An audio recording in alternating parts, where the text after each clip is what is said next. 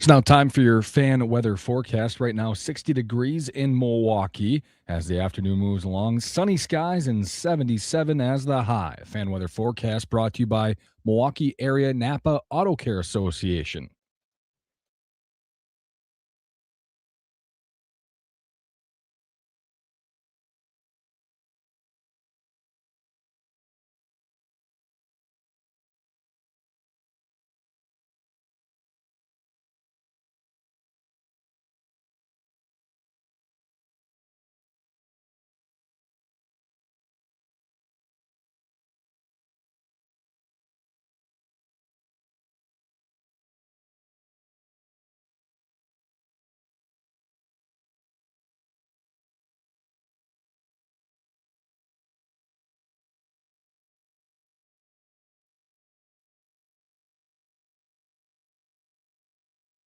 Good morning. This is your wake up call. It's time to wake up, Wisconsin. Wake me up! All right, rise and shine, Sleeping Beauty. Come on, hop, hop, hop. This is the Wisconsin Sports Wake Up Call on the Wisconsin Sports Radio Network. Wake up, Daddy's home. Here's your host, Josh Albrecht.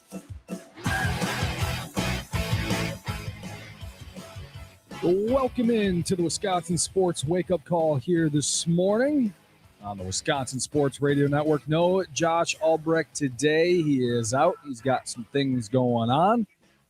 And so Aaron Morse filling in. Ryan Solo here this first hour. Mitch Thunder Nellis will join me in the 7 o'clock hour. And then at 8 o'clock, the Steve Zabin Show. And Brandon Snide and I will do the Steve Zabin Show with Josh Albrecht as both of those guys are out. So filling in here on a Thursday and a Friday to end the work week.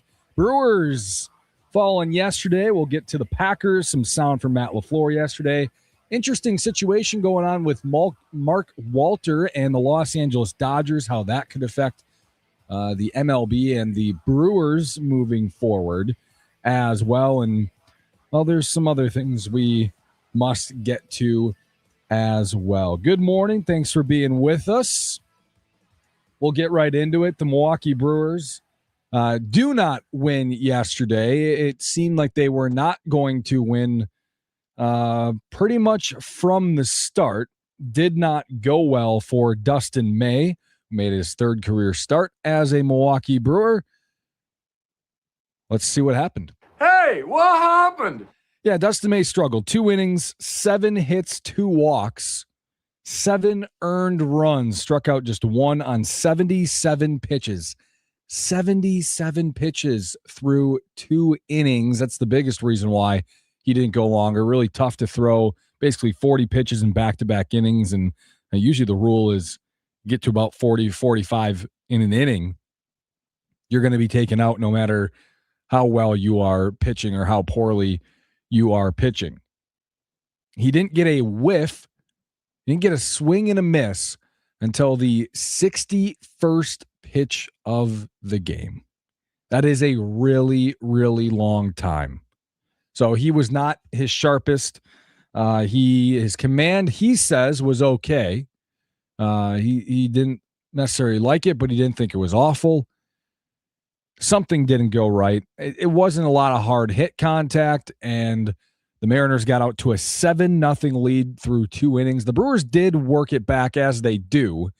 Joey Ortiz was really good again. He had a home run, a 2-run shot to get the scoring started. He had 4 RBIs, the first 4 RBIs for Joey Ortiz out of the 5 runs the Brewers scored. They have a great chance as the game moves along. They kept getting base runners on. Base runners over and over and over, but really could not get him through at a consistent basis. Cooper Pratt grounds into a double play as the game got into the 8th inning. Luis Lara and Cooper Pratt striking out with the bases loaded and nobody out, with guys out. Not good at bats. Lara was no outs. Cooper Pratt to end the inning. Not good at bats from the youngsters. We'll hear from Pat Murphy here in just a few minutes, but he called it youthful at-bats from those guys, and that's for sure what happened. They just maybe the moment a little too big for those guys. Even even though they've been around for about a month plus now. It's maybe just a little bit too big. So the Brewers lose. They'll play today at 1:10 to try to complete a winning series against the Mariners. And then the Braves come in for the weekend. The leadoff show will be at 12 o'clock today. Mitch Thunder Nellis will have that for you. And then he'll lead into the Mason Crosby show. And then the Potawatomi Sportsbook post-game show will happen about 3:30 or so today. Let me just make sure that's correct timing-wise for you guys. If you're interested in the Potawatomi Sportsbook post-game show with Tim Allen, Tim and Sparky will have it 3:30 to 5 today. So the leadoff show from Explorium Brew Pub in the 3rd Ward, if you're interested in attending that, Mitch Thunder Nellis will be live from there, as well as the Mason Crosby show and Potawatomi Sportsbook postgame show at 3:30 with Tim Allen and Sparky. You can join Mitch over there at the Brew Pub in the 3rd Ward today at noon. Then they hang out, watch the game with Thunder. Mason Crosby, broadcast the Mason Crosby show. You can do that with them till 2 o'clock today right here on the Wisconsin Sports Radio Network. All right, what else happened? Hey, what happened? Jordan Love talking the other day at camp, talking about the connection that he has with Matthew Golden and how that continues to develop. It's definitely been something we've worked at. And like you said, we had a connection going today, made a lot of plays. And I think, for him, he's finding ways to get open, which is, as a quarterback, it makes life easy. When the guy's getting open, creating separation, where I know exactly where to put it now, and it's not as sticky in the coverage. So he's doing a great job. I think for him, it's just continuing to build and keep finding new little edges and ways to continue to build. But he's done a great job. Matthew Golden's going to be a huge key, as we know, for the Packers and their offense this year. He's going to have to really step up in a role. I think he's going to have to play a role in terms of maybe Christian Watson's the number one, but maybe Matthew Golden has to act like he's the number one or feel like he's the number one, even if he's not necessarily that option. Here is Matt LaFleur on that Jordan Love and Matthew Golden connection and their chemistry. Yeah, I just think it's time on task, and those guys have gotten more reps together, and I think that's what you want to see and what you expect to see. The longer they're together, the better the connection. More from Matt LaFleur, speaking yesterday with the Green Bay media, or the assembled media.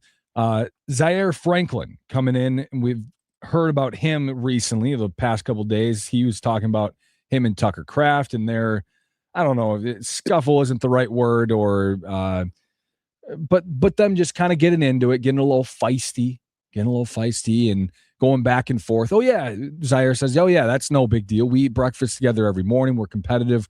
We're going to go at it on the field, but we're good. It's nothing personal at all. It's actually a positive thing. Here's Matt LaFleur on Zaire Franklin. He's a really smart football player. He can call out things out on the field, which if from whether you're offense or defense, if you know what's coming, that allows you to anticipate a little bit better, and that's how you ultimately make plays. So, and I love the edge he brings. He brings a toughness.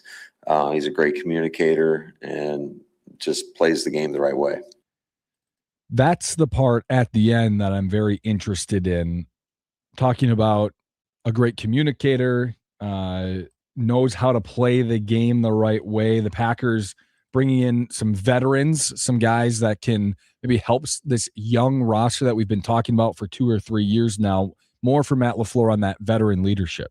Yeah, I mean, I think they do a good job of being themselves. And I think that's one thing that our locker room and what we encourage. I want people to be themselves and fit within the framework of what we want as a Packer. But all those guys have done a great job coming in and just being themselves, and it kind of happens naturally.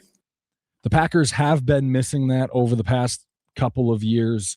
They didn't really have a leader on the team. Jordan Love has his own way of doing the leadership thing, but it's maybe not a versatile leadership style. At least it hasn't been shown yet from Jordan Love. We don't really see too much of it necessarily, so we can't totally tell. But there's nobody old on this team. There's nobody 30 plus on this team. It was Brandon McManus, who was the 30 plus year old on the team last year. Well, that's not gonna cut it for that veteran leadership needed throughout an entire team. Now you have guys like Zaire Franklin. You have Tyrod Taylor, who's now come into the building as the backup quarterback. You have added just age in general on this team. So now guys can naturally turn into some leaders like a Tucker Kraft or even a Xavier McKinney, who is over recently from free agency. Guys who are now more in their role or getting older, taking over some of that, more comfortable taking over that veteran leadership. Packers certainly going to need that. Something that they're certainly going to need very quietly, Aaron Banks. They are going to need that guy to do well, mostly because of Anthony Belton really struggling so far in camp this season. Aaron Banks needs to stay healthy. It was an awful contract to begin with. I've said it since day one. I don't know why the Packers gave an injured, not good offensive lineman a top 5 offensive lineman or offensive guard contract in football. So they're going to need him to be good. They're going to need him to stay healthy. Here's Matt LaFleur on Aaron Banks. Certainly we do that with anybody that's coming off an injury or whatever, or hasn't been healthy. We always have a plan in place in regards to, you never want to overload a guy too quickly and too much.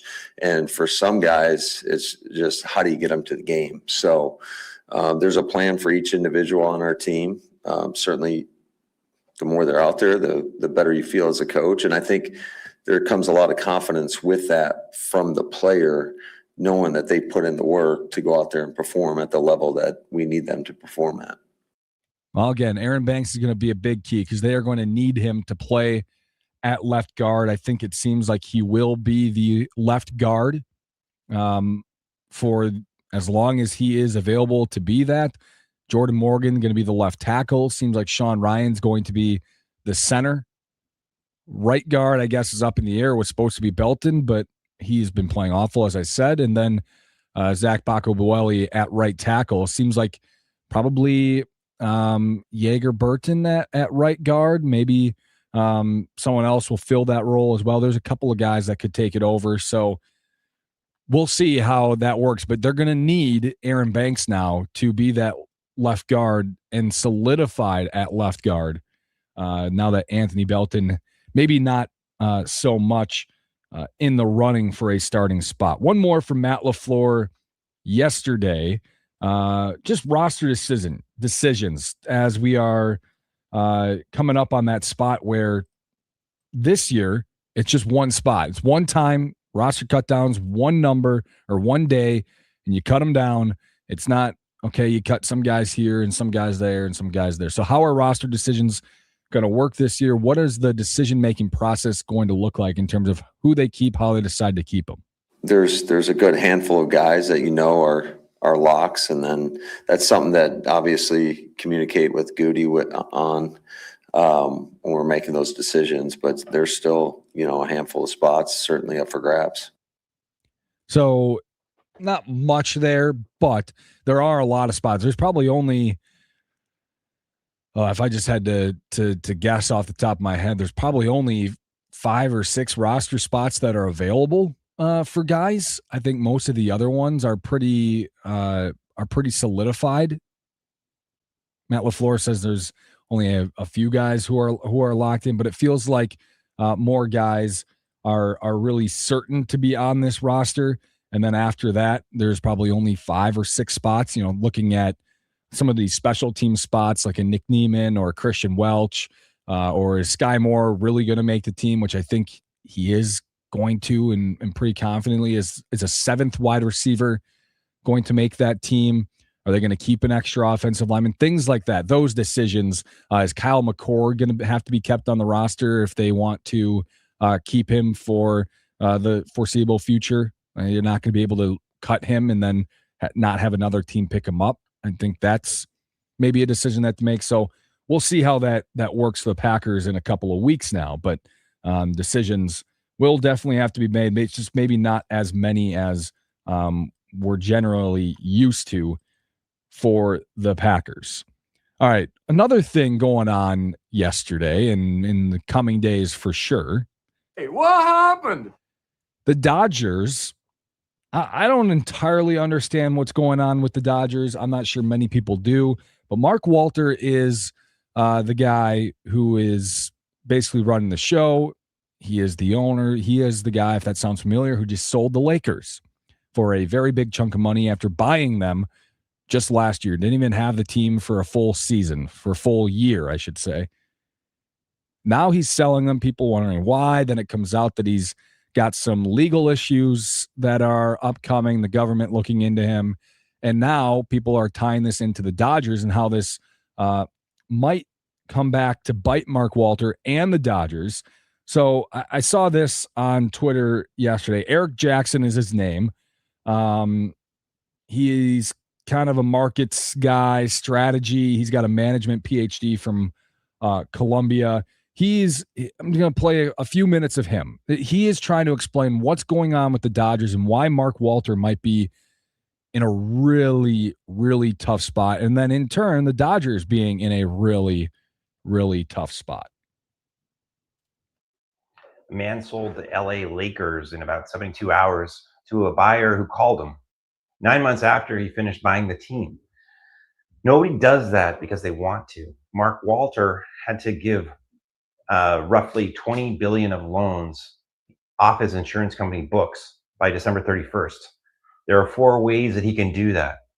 1, he can sell the loans to somebody else, but nobody buys paper when it's under federal grand jury subpoena. 2, he can grow his company, but it would have to be 4 times bigger in the next 2 quarters. 3, he could reinsure a block of his business, and that hands good assets to somebody else and leaves the bad loans behind. So the ratio gets worse instead of better for him.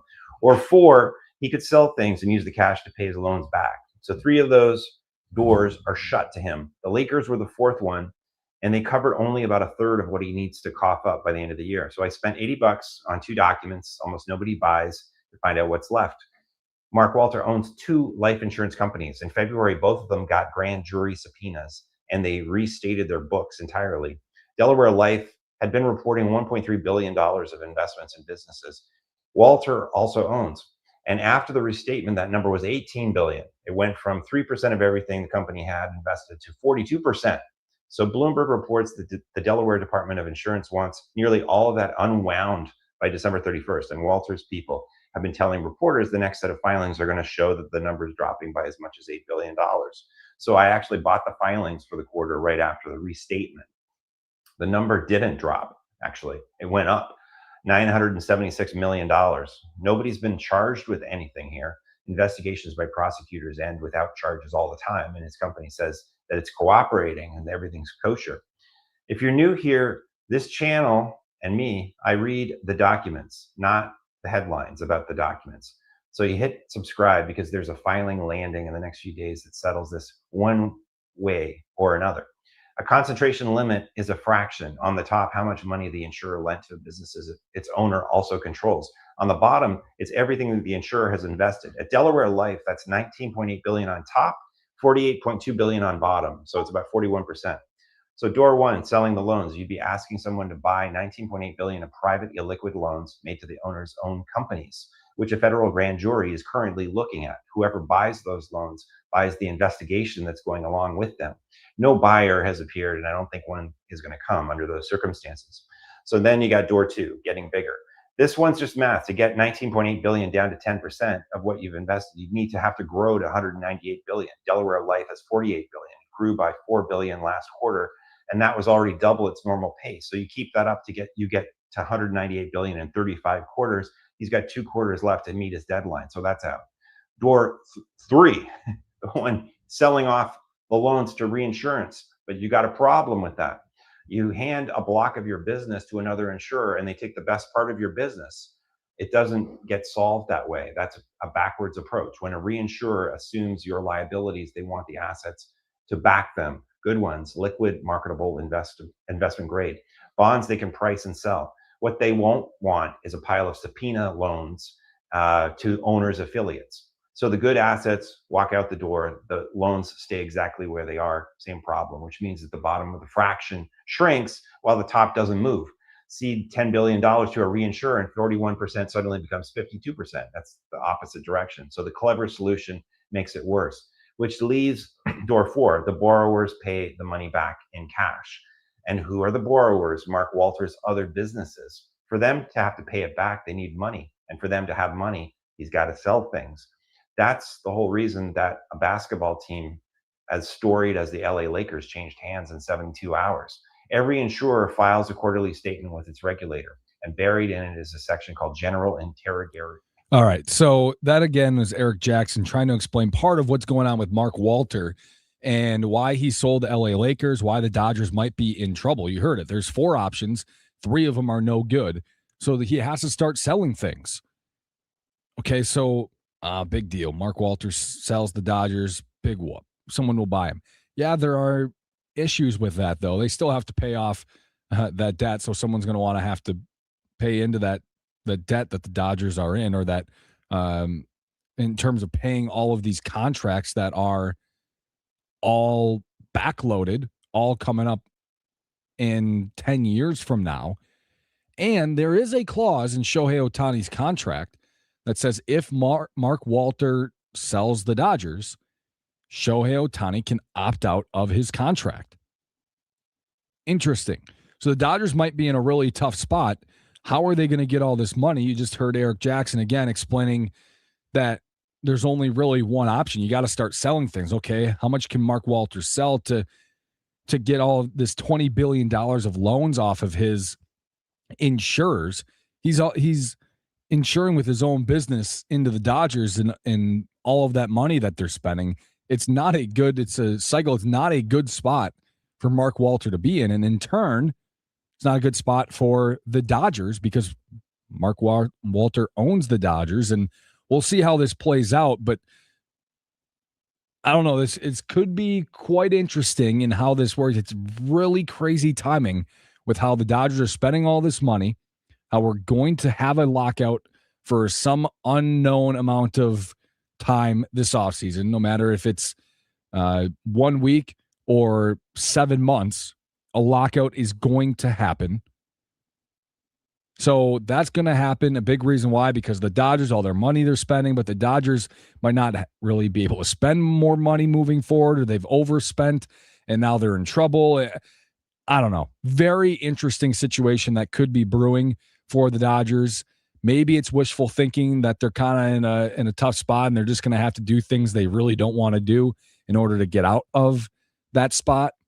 But I guess we'll wait and see. Maybe it's a good thing for the Brewers and the rest of the MLB. Maybe it's a bad thing. Maybe this is all a big nothing burger, and we're really all just talking about this for no reason. Hey, what happened? One last thing before we take a break, because we are late for a break, is a trade went down in the NBA yesterday. It does not involve the Bucks, but the Bucks were in talks to acquire Peyton Watson from the Denver Nuggets via a sign-in trade, but the Bucks are not involved in this one. I think smartly. I don't myself understand the great appeal to Peyton Watson. He had a good season last year, better than maybe a lot of people thought he could be, that he could have, and so now teams are willing to pay him a ton of money. He gets a 4-year, $88 million contract from the Cavaliers, who trade for him. The trade is like this: Peyton Watson to Cleveland, Max Strus to the Los Angeles Clippers, and then Julian Reese, an unprotected Cavs first in 2031 and a 2032 Kings second rounder go to the Nuggets, who traded Peyton Watson away. Again, the Bucks were in talks, according to sources, and at one point maybe were the favorite or the expected destination for Peyton Watson, but he doesn't go there. When Mitch Thunder Nellis joins the show at 7 o'clock, we are going to talk about that because, as you know, he is a basketball nerd. So we'll talk about the Peyton Watson trade and if he would have liked the Bucks to actually be legitimately involved. I do not. I'm glad they didn't trade a first, a second, a lowly roster player, and then spend $22 million a year on Peyton Watson. But the Cavaliers do it, and it could be a good deal. I don't think it will be, but who knows? I guess we'll see. Maybe a good thing for the Bucks. They did not get involved. All right, this is the Wisconsin Sports Wake Up Call. If you want to get in on the action, 414-677-1250. You can text that number. You can call that number. Get your thoughts in. That's the Nicolay Law Fan Talk and Text line. We'll talk about some rankings on NFL pass rushers from Fox Sports. I don't understand it.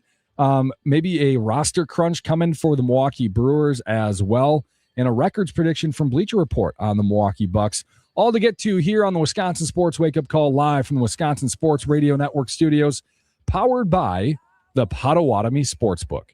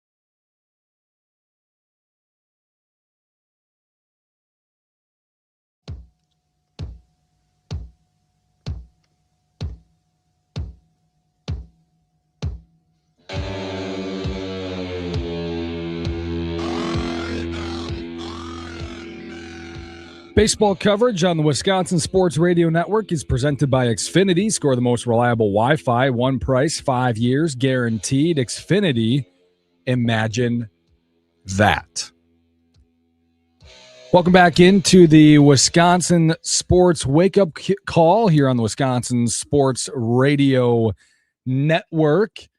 Brewers lose last night by a final score of 7-5. They were down 7-0 in that game.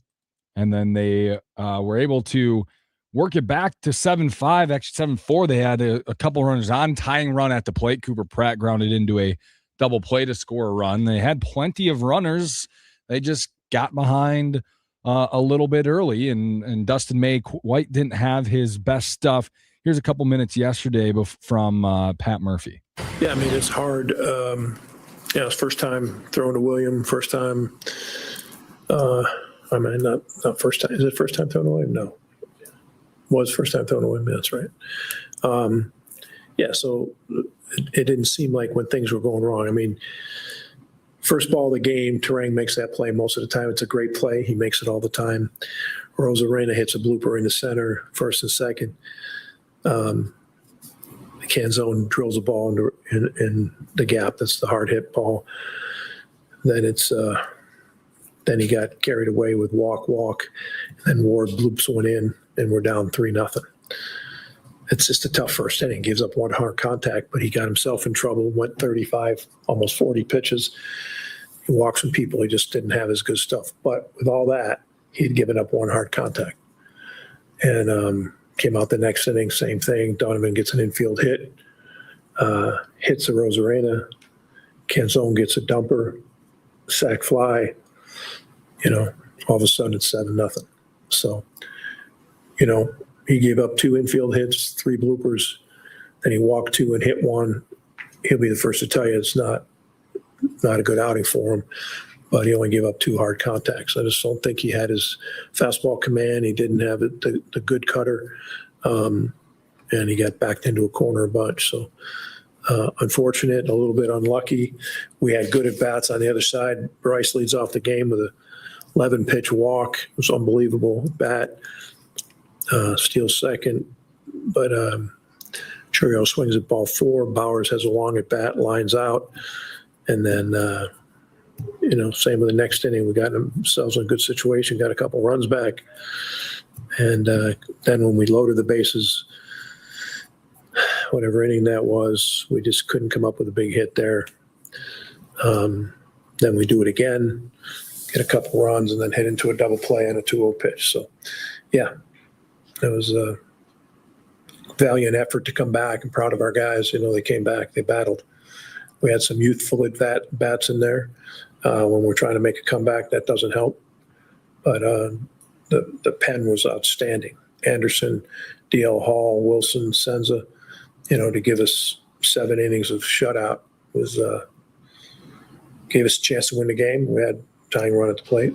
So the youthful at-bats comment makes me curious about roster crunch and figuring out how that's all going to work for the Brewers coming up here, because now guys are healthy again. Pretty much everyone is ready to go. Sal Frelick is going to be back this weekend at some point, maybe Friday, maybe Saturday, but one of those 2 days, Sal Frelick is going to be back.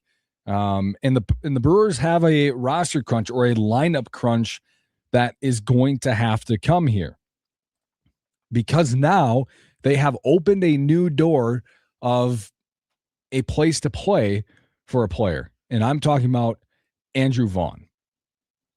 They have opened up the door of him playing third base and them saying, yeah, that's an option. Even if it was because the situation was dire and they didn't really have anyone else to play there, and they weren't going to start Ji-Hwan Bae every day, and they didn't want to have to start Jonathan Ornelas every day if Terang didn't get hurt. So they didn't want to do that. They wanted to play they wanted to play their better guys, and to do that they would have to play Vaughn at third base, which I think worked just fine. But now that option is there. They can't take that back now. They're not going to say, well, no, he can't play third base. So the roster crunch, the lineup crunch is going to happen. This is from the other day on MLB Network. Greg Amsinger, along with Dan Plesac, talking about this. Eric Hosmer as well, talking about Andrew Vaughn playing at third base for the Brewers. They decided to do something differently the last couple of days. Andrew Vaughn, when he was drafted number 1 overall, there was talk that he could play some third base. Many scouts believe, he's a first baseman or DH. Well, the Brewers have decided at this stage in the calendar, Eric, to have Andrew Vaughn start games at third base. Do you like this move? Ooh, it's a big one. It reminds me back in the day at the AL Central when Prince Fielder was acquired from the Tigers and Miguel Cabrera moved over to third. So taking a big slugger and Andrew Vaughn, moving him over there to third base, that's going to be a big change. But the whole reason both those guys, Vaughn and Jake Bauers, are in there, it's to hit. It doesn't matter if it's righties or lefties. They can do it all. They can hit the righties. They can hit the lefties. So they're playing the bats. That's what they're doing over there. If you're on the mound and say you're Kyle Harrison, you're a lefty, are you comfortable with a guy that hasn't played third base all year? What you really have to go through is, like, particularly late in game situations, bunt, where you have to trust, hey, can he cover ground? Is he going to be in the right place at the right time? And that's such an important thing. Not just feeling the ground balls, but on a bunt play, on the wheel play, can he get in there? Is he going to go ahead and try to get that cut off a throw? You know what I mean? So there's a lot of the cutoffs and relays, the ball hitting the gap. Does he really know where to go to get out there to be the secondary cutoff guy? There's a lot to learn. Like the positions at first and third base, it doesn't seem like much. It's an easy position to play until you're in a game and something happened and a ball's hit down the line, or a bunt play with first and second in a big part of a game. Oh, yeah. Is he going to be in the right place at the right time? There are two other reasons why they're making this move. One is hitting, so they want his bat in the lineup. But Jake Bauers is better against lefties now than he is against righties, and he's a left-handed hitter. So the platoon doesn't work for Jake Bauers. He's got to play every day. He's been a breakout star. You also don't want to clog up the DH spot because Christian Yelich's health is vitally important to the Milwaukee Brewers. And they need him in that lineup, and they know if he can produce at this point in time in his career, he's got to be DH and he's got to be off his feet. So Milwaukee knows last year, it's not pitching. They got the Miz, they got Kyle Harrison, they got guys that can be on the mound and do it. They need offense. They knew last year against the Dodgers, they fell short because of the offense, so they're addressing that issue. All right, so a lot to break down there. I know a lot of you probably do not want Christian Yelich to be so solidified in the lineup, but if the Brewers are going to make a deep run in the postseason, they are going to need Christian Yelich to be in the lineup and hitting well. He has been the past couple of games swinging a better bat. Actually, for the past couple of weeks, his at-bats have looked better, and he's hitting the ball harder. Hasn't always had the better results, and hopefully those do come because you are going to need results at some point. But he hasn't been awful these last couple of games here, and hopefully something maybe has helped him turn a corner a little bit. These last two games against Seattle, he's a combined 3 for 7 with 3 runs scored, a homer, a couple of walks. He struck out just twice, 1 in each game. So if he can get his average back to around 250, needs 20 more points to do that. It's a lot, but if he can get that back to 250, which would in turn make that OPS around hopefully 740 to 750-ish. If he can add a little bit more power to that, that would be fantastic and good enough to where, oh yeah, you can't take Christian Yelich out of the lineup. He's hitting 250 with a 750 OPS with a tick more pop. Then yeah, you're not going to be able to take him out of that lineup, and he's got to play DH. So that's set. You can't take him out of there if that's gonna be the case. Okay, so then Joey Ortiz, another guy who was seen to be replaceable, has now become, you can't replace him. Yesterday, he had a 2-run homer. He had 4 RBIs, the first 4 runs driven in of the game for the Brewers, and he has been one of the hottest hitters in baseball since the beginning of July. One of the best, if not the best hitter, maybe other than Pete Crow and Shohei Ohtani, since the beginning of July in the National League. So you can't take him out of the lineup right now. I am still a little cautious about just anointing Joey Ortiz a solidified bat in the lineup because he has never done this in his MLB career. So can he continue this? If he can, well, what an absolute boost to the offense that he would be. Hopefully he can at least keep a fraction of what he is doing right now. They don't need him to do this every night, but they could, if they can get it once in a while or a couple times a week where he just looks more competent at the plate, then he's at a point where you can't take him out because of his defense, and he plays short or third. Okay, well, you're not taking Jackson Churio out, and you're not taking Jake Bauers out. You're not taking Bryce Terang out. You're not taking William Contreras out. That leaves right field, that leaves center field, and that leaves shortstop / third base. Center field, you'd love to keep Garrett Mitchell there. He has been struggling as of late. That's why he hasn't been playing as much. Had the 4-hit game the other day, but for the last month plus, he has not been very good at the plate, very low batting average. So they need him to get going. If not, okay, then a spot opens up, and maybe Churio moves to center, maybe Lara goes to left, or when Sal Frelick comes back, because he's going to come back soon, you got to play one of those spots. So let's say Garrett Mitchell does get back to a regular Garrett Mitchell. Center field's taken.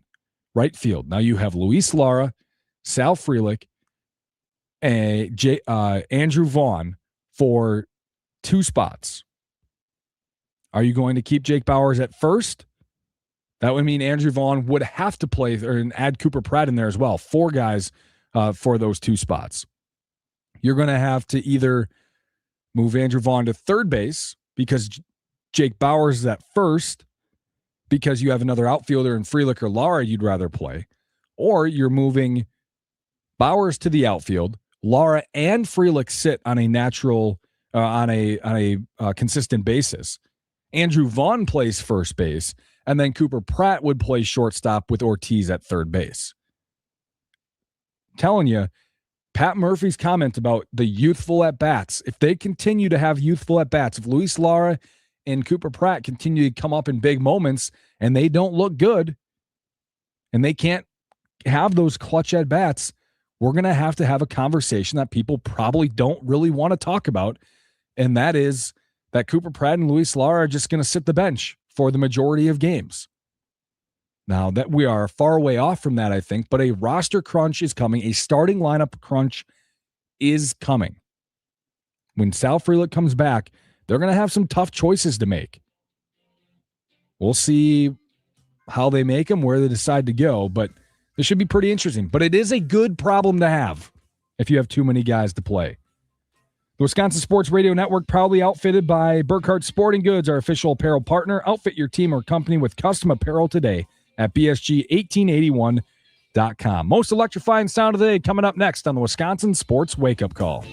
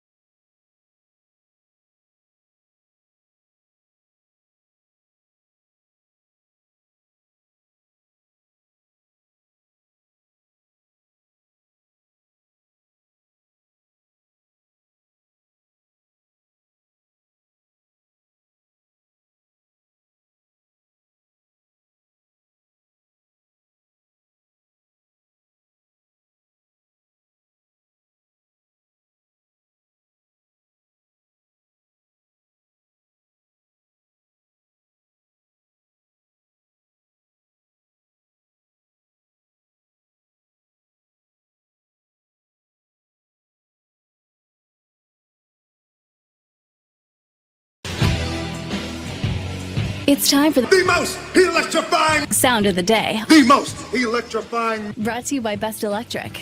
Learn more at bestelect.com. Don't stress. Connect with the best. Center field, the game is over.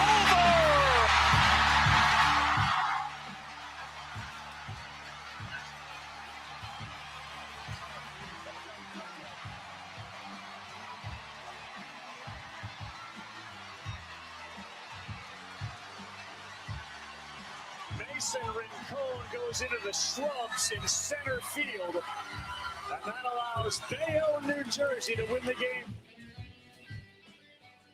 That Little League World Series walk-off homer is the most electrifying sound of the day, brought to you by our friends at Best Electric. Remember, no job is too big or too small for Best Electric. Don't stress. Connect with the best. Call them today or visit bestelect.com. Can you imagine? You're 12 years old. They're actually showing it on the highlight right now. Mason Rincon, if you're this kid, you're 12 years old, bottom of the sixth inning in a 1-1 game in your opening game of the Little League World Series, a very key game to helping you continue on through a tournament. You got to win the first game of double elimination. And you hit a no-doubt homer to center field. Oh, I've got goosebumps right now. I've watched this like 5 times today. I've got goosebumps right now. Just thinking about how incredibly awesome of a feeling that's got to be. I love watching the Little League World Series. I've got a friend who he hates the Little League World Series. Mostly, I think, because of the umpires. The home plate umpires are usually pretty awful and have a huge zone. But he's not a fan. He says, I will not watch a second of it. I love watching the Little League World Series. I used to watch like every game when I was younger. Now, not so much. But I try to watch as much as I can. Wisconsin's never been, if you can imagine. The Whitefish Bay Little League team was very close this year. They were winning heading into the 6th inning. They lost in extra innings to Iowa. It would have been the first team ever from Wisconsin to make it, but they fall short. One day we'll get a Wisconsin team in this thing, and we can all root for that and watch intently. But hopefully, let's just say next year. How about Whitefish Bay makes it back next year and they make the Little League World Series? But yeah, that is electric. 12 years old and hitting a walk-off homer. I mean, come on. It does not get better than that.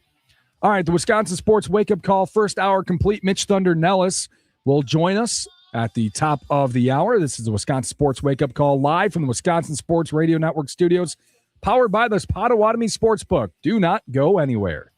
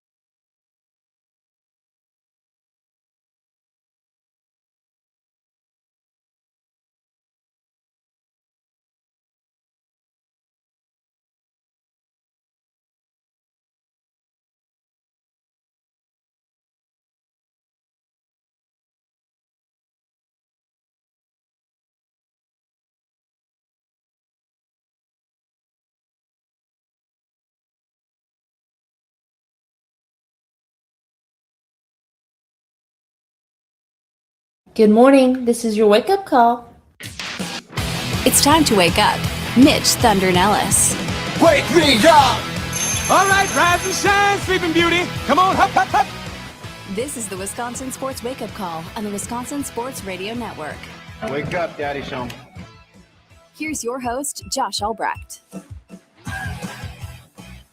Here isn't your host, Josh Albrecht. Aaron Morse riding solo for that first hour. No Josh Albrecht today or tomorrow. So joining us at 7 o'clock, as he always does on a Thursday, and as I always introduce him as, if it for some reason he doesn't agree, everyone's favorite, Mitch Thunder. Good morning, Aaron. How are you? I'm good. How are you doing? I am super awesome. For the most part, Yeah. The Brewers did not lose 23-0 last night, so that's good. It felt like they might have early on in the game. It was like, oh boy, we might have 22-0 back-to-back games. Yeah, my prediction was wrong early. I had predicted they were going to lose 1-0. Oh, because okay. baseball, right? Because baseball. Yeah. You win 22-0, so you turn around and then you lose 1-0 the next day. Props to them for making a game of it. And good morning to you, sir. Thank you. What do you think about Pat Murphy's comments in terms of he called Luis Lara and Cooper Pratt's at-bats late in the game youthful when the guys had runners on base, youthful at-bats when they couldn't come through, and just makes me think, they've now opened the Pandora's box of Andrew Vaughn at third base, and they're going to have a lineup crunch here. If Lara and Pratt can't continue to have good at-bats in situations like that, we might have Andrew Vaughn at third and Sal Frelick's coming back, and maybe he starts in right field, or maybe it's Bowers in right and Vaughn at first and Pratt.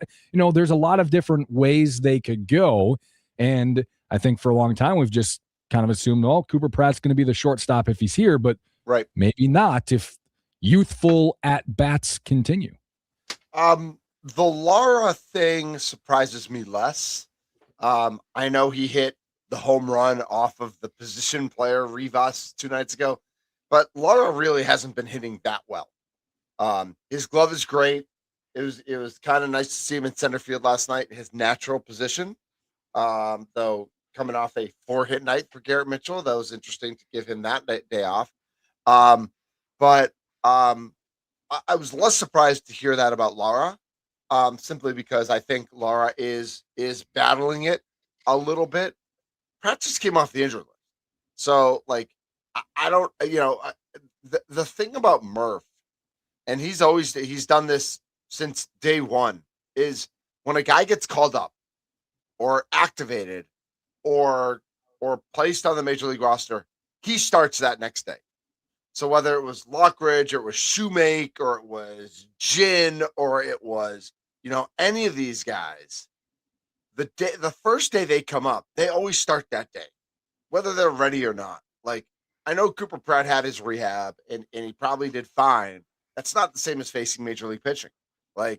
That's not the same as facing George Kirby or Lucas Gilbert and whoever's pitching for the Mariners last night. So I'd be a little more surprised if he turned quickly on Cooper Pratt. Now, with that said, Cooper Pratt's at-bats last night were brutal.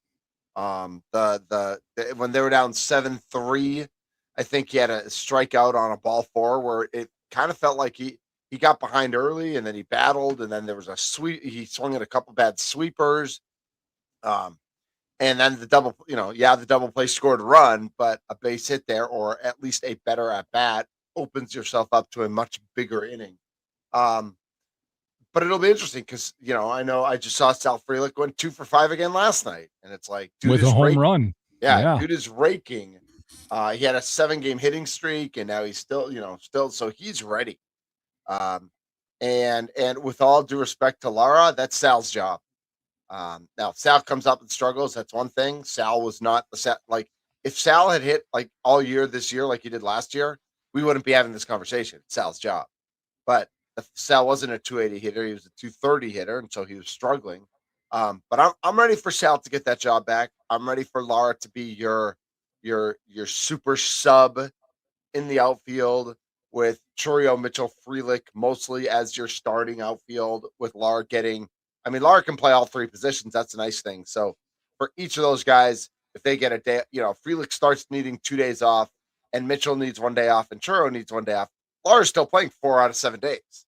So that's not, it's a little tougher with the infield because with the way I read a stat last night. I think Sparky retweeted out, like, since whatever date, Joey Ortiz is leading Major League Baseball in OPS, like not leading the Brewers in OPS, not leading National League shortstops in OPS, not leading shortstops in OPS, leading Major League Baseball in OPS for like a decent amount of time. I think it's been since like July 4th is basically the time where he's gotten hot and he's continued to play when he moved to third base, basically. Yes. It's been about a month and a half now. I was just going to ask about Ortiz because I thought we would never get to a place where this conversation would even be entertained, or I would even say the words Joey Ortiz every day, in the lineup. But I thought it was ridiculous. I never believed that his bat could look like this, but he is looking like this, and it is an extended period of time. I do still have hesitations to say that this Joey Ortiz will last for another 2 months, through October. But if they could get some sort of fraction of Joey Ortiz like this, where he does this twice a week, let's say, and he's in the lineup every day, that's enough to where he is not replaceable in the lineup. So then that left side of the infield always has Joey Ortiz in it, even if they really want to play David Hamilton as badly as they seem to want to do that. Where are you on Joey Ortiz and like the level of consistency that he can continue? Where is it long enough now where you think it's consistent? Or are you still a little hesitant like me? I'm certainly, listen, we all need to be hesitant because he's Joey Ortiz. He's not PCA or Shohei or Yordan Alvarez. I have it here from Stephen Watson. Said among players with a minimum of 100 plate appearances since July 4th, Joey has the highest OPS in baseball. In March and April, it was 481. Since July 4th, his OPS is over 1,000. It's 1,007. And I talk about this sometimes on the Mason Crosby Show. You have an OPS over 800, you're an everyday starter and a strong contributor. You have an OPS over 900, you are an all-star. Like, hands down, over 900, you're an all-star. You make the all-star team, or you deserve to make the all-star team. Over 1,000, you're in the MVP conversation. And again, it's been 6 weeks. So 6 weeks does not make an all-star. It does not make an MVP or an all-star. 6 months does. But it's a pretty strong 6 weeks. I mean, we all remember the 6 weeks that Bryce Terang had last year when the Brewers were winning 14 games in a row. And Bryce Terang seemed to be hitting a home run every single day last August. Like, if we're going to celebrate that, we need to celebrate what Joey Ortiz is doing and give him an opportunity. Listen, his numbers are better than Vaughn's. So, like, if you're asking me who should play third base, I'd probably say Ortiz. They should. I know they're both righty, so that's not really a platoon.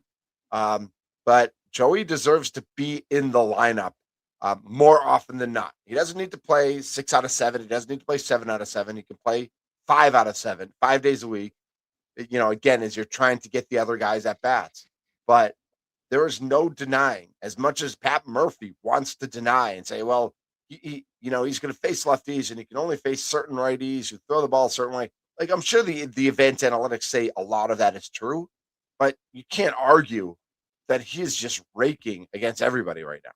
Yeah, at some point, it's like just a common sense thing. Like, he has to play. You can't. Who cares what the matchup looks like? He has to play the way that he's swinging the bat. You're a big NBA guy. You're an NBA nerd, right? I am. I'm an NBA knucklehead, as I like to call myself. Okay. NBA knucklehead. That's what we'll go with. A different N word, right? A different. Oh wait, no. K. Yeah. And sound. Yeah. Right. Yes. Knucklehead. It's the phonetics, not the spelling. Because as Americans, we don't know how to spell anyway. Yesterday in the NBA, a trade happened. Yeah. With Peyton Watson going from the Nuggets to the Cavaliers. Okay, why is that relevant? Why? Well, it's relevant because all sources say that the Bucks were interested, very involved. They were asking, they were negotiating for a deal with Peyton Watson, trying to acquire him in a sign-in trade. How much would that trade be? It ended up being a 31 first, a 31 second, both unprotected, as well as a end of a roster player in Julian Reese for Peyton Watson. Then they signed him to a 4-year, $88 million deal, so $22 million a year. Okay. Would you have liked the Bucs to do that? Oh, yes and no. Let's see. The Cavs, like you said, the Cavs gave up their 2031 unprotected pick. That's really all they gave up, right? They gave up that. Yeah.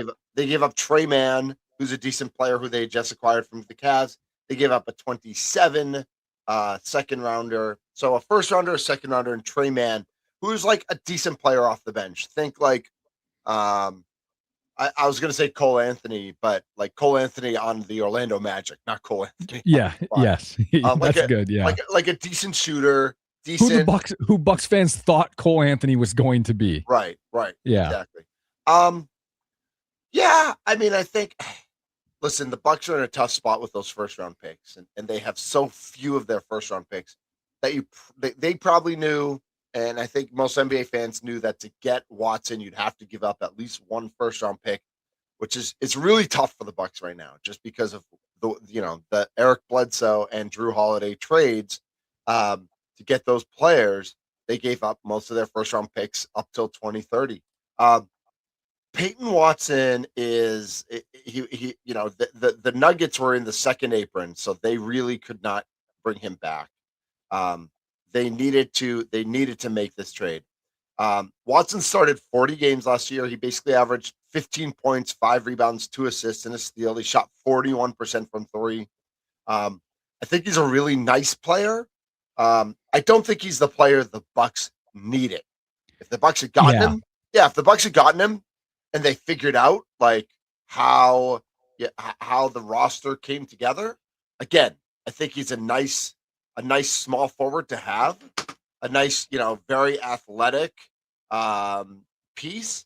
But it's not like this guy was not make or break for the Milwaukee Bucks to get. Yeah, I didn't necessarily totally see the vision of Peyton Watson in terms of like, oh wow, all these teams are very interested, and the Nuggets have many takers. I get it, like you, he's a nice player, but man, I don't know if I would have given up an unprotected first, a second, and then $22 million a year over 4 years for Peyton Watson. It just seemed a little extreme for a guy who's had basically half a season of that level of success in the NBA. It took him a little bit last year to. So I'm glad the Bucs didn't do this. Okay. They seem to be the biggest team involved, at least for a while. It seemed like, oh yeah, the Bucs are going to be the team to do this. And I was like, I don't know. I'd just rather have a first round pick and $22 million, I guess. Yeah, so I'm a little relieved. I think you're right. I don't know if I'm relieved. I think, look at him, a 6'8" kid, we see a lot of players like this who are 6'4", 6'5". So I think the 6'8" and the length, something, he can get out actively on that wing and be a disruptor on defense as well. But again, like he's not going to be the difference maker for the Bucs. And if the Bucs want to figure out who they are with Hero, Rollins, and KPJ, with Miles Turner, with Kuzma still on the team for now, but we'll see how much longer that goes. Like he will be a trade piece this season, as some team wants a veteran who can, kind of play all 5 positions and can do some okay, like, he's an okay piece on he's won a championship, so he's an okay piece on a championship team. But beyond that, like, I think why people were so enamored is that he was like the last of the players from free agency and the trade deadline and the off-season trade market, I should say, of value. Like he was the last one. There are no real free agents still out there. There's no real trade market guys of like guys a team's going to trade. He was the last one because it was known the Nuggets couldn't afford him and the Nuggets had to trade him. So I think whether it's Bucks media or Bucks fans, or around the country, I think as teams talked about Peyton Watson or as fan bases talked about Peyton Watson, it got a little inflated because he was the last guy of any value to talk about. So if your team's going to get any better this year, it's Peyton Watson. Now, with that said, I have to think like if he's that guy, him playing with Harden and Mitchell, like that's a pretty good spot for him to land in Cleveland, where he doesn't have to be the man and he can just go do his thing. The worry you have with him is that, like, was he 15 points, 5 rebounds, and 41% from three because he was playing next to Jokic? And as good as Harden and Mitchell are, like, that's not Jokic. And does he struggle to find his way now that he's not, Nicola's, not even Robin, but like Batgirl? Before we move on to a different NBA topic, could he be like, I was trying to think of who he could be like compared to. Like, is Mikal Bridges, like, could he be Mikal Bridges? Really good defender, shooter, or is that too high of a ceiling? I mean, I don't like Mikal Bridges at all. So that's an interesting. So no. No, but I mean, listen, 6'8", skinny shooter. He could be good. He could be a good player. Yeah, and maybe the Bucks rebounder. regret it at one point. Yeah. Sure. And we're also not going to know because the situation he's in Cleveland is going to be a different situation than Milwaukee. He could have come to Milwaukee and wanted to be the one, the alpha dog, and never got along with Tyler Hero, and things were a mess immediately. Like, who knows how things could have gone? Or he could have jived and scored 22 points a game on a team that wins 25 games and be that guy who stats on a bad team. And, like, honestly, I don't really want, like, we had Michael Redd here. Like, we don't really need to go through that again as we're rebuilding. He is young. He's only 23. So there's plenty of time for him to still grow into who he's going to be. Listen, he's a good player. He's not a make or break player. Okay. So, Bleacher Report, did you see these records that they put out, record predictions in the NBA? I saw the Bucks one. Okay. Because we briefly mentioned it.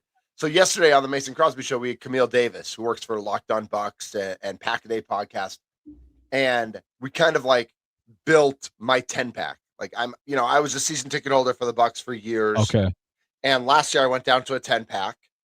And this year I'm going to buy a 10-pack. Like, partly I can't afford what they charge. And I'm not interested in going to 41 games. I never went to 41 games. The most games I ever went to in a year was always 10 anyway. And like I would sell them to friends, and some years we would do like drafts and raffles of like who's going to get the tickets. Some year I just sold them on Facebook. But I'll buy a 10-pack this year. And so I got to see the Celtics. Obviously I want the Miami game. But like, so Camille and I were talking about the Bleacher Report, and the team with the fewest amount of predicted wins in the NBA, Aaron Morse, is mine and yours. It is our Milwaukee Bucks. 18-64. I mean, crazy. That's a little ridiculous, right? That's a little ridiculous. Yes, it is. I mean, that's one of the worst teams of all time. I mean, that's what we're talking about. Yeah, I mean, you have to be generationally bad. Sixers, the original tanking Sixers bad to have less than 18 wins. I mean, is this just a Bucks no Giannis? Here's a little clickbaity type thing, or I can't believe that people actually think they're going to go 18-64. No, I'm sure there are some people that think they're going to be terrible. And like, listen, and I think what if you ask national people, they would say, oh, they lost Giannis, regardless of who's on their roster. They're not going to recover from that loss, and it's going to go sideways, and it's going to get bad. And so 18 wins. I just looked at the Potawatomi Sportsbook, and our friends there have the over-under 25.5. And if you had told me the Bleacher Report predicted 25 wins, I'd say might be a little low, but it's probably in the neighborhood. I agree. I think they can get. I think the number I said yesterday is like 31. Like I think they can go. I think they can win 31 games. If they get to 35, they're certainly in the conversation for a play-in game. Which, like, in general, that's not a goal, but for this Bucks team this year, that might be a goal. I mean, I'm looking at the Heat actually had 43 wins last year for playing. But remember, last year was a weird year where every team, like the Bucks and Bulls were eliminated with a month to go. So they just tanked that last month. Like the Bucks could have gotten to 35, 36 games easily last year and purposefully tried not to. Now in the West, Golden State was playing game with 37. So 35 can get you into the play in some year. But like if the Bucks win 31 games and they're playing hard, yeah, I think there are national people who are just like, oh, you lost Giannis. Milwaukee as a town is irrelevant. 18 wins, 17 wins, 21 wins, like just terrible. They won 32 last year. And I get Giannis was there for about half of us. I think 15 wins came without Giannis. Mm-hmm. And they are now a better team if Giannis isn't on the team because they've added Tyler here. Like they've added pieces to last year's team that won 15 without Giannis in a smaller sample size. Absolutely. Like I mean, they should win probably about 30 games. I think 30 is a great over-under. 30 and a half would be a great over-under to look at and say, okay, which one are they going to go? I'm sure most people would take the under there. I would probably take an over. I'd probably take about 32, 33 wins is what I'm expecting. Which but beyond that, a fine season. Right. And beyond that, Aaron, I think as Milwaukeeans and as Wisconsinites, I think, you know, as we all watch the Bucks kind of like with a raised eyebrow this year, I believe that this team is going to play hard. And last year they won 32 games without playing hard. And Giannis can say he played hard, but he didn't play and he didn't play hard. And he did that. He was not mentally right for the season. And the rest of the team was a mess. And the coach was the worst coach in the history of Earth. And so they, by the way, congrats Doc on making the Hall of Fame last weekend. That's really nice. Jackass. Congrats. Yeah. Get out of town, never come back. But yeah, I think you're like, they could go 32-50 again, and we could feel vastly differently about them. And again, as Wisconsinites, and I know around the state you're listening, you're like, I don't like the Bucks, I don't like Milwaukee, blah, blah, blah. Just watch them play hard this year, because with Taylor Jenkins as head coach, this is going to be a hard-working team. This is going to be a team that fights and scrapes and scratches for everything. So just give them an opportunity to for you to say, okay, that's hardworking basketball. That's not star basketball. That's not star treatment. That's not whatever. Yeah, you're going to get mad when teams against come in here and get that star treatment, but give them an opportunity. Yeah, this is going to be an entertaining season. Even if it doesn't result in a ton of wins or a playoff spot or play-ins, it'll be an entertaining season. It'll be an entertaining team to watch. Mm-hmm. Absolutely. All right, we'll take a break here on the Wisconsin Sports Wake Up Call. Aaron Morris with you. Mitch Thunder Nellis joining me here in the 7 o'clock hour. We'll talk about the Dodgers situation a little bit, and I want to get Mitch's thoughts on the Little League World Series as well, because that's just getting underway yesterday. And he's in the Whitefish Bay region, and they just came short of making it. So want to get his thoughts there. We'll be right back on the Wisconsin Sports Wake Up Call live from Wisconsin Sports Radio Network Studios, powered by the Potawatomi Sportsbook.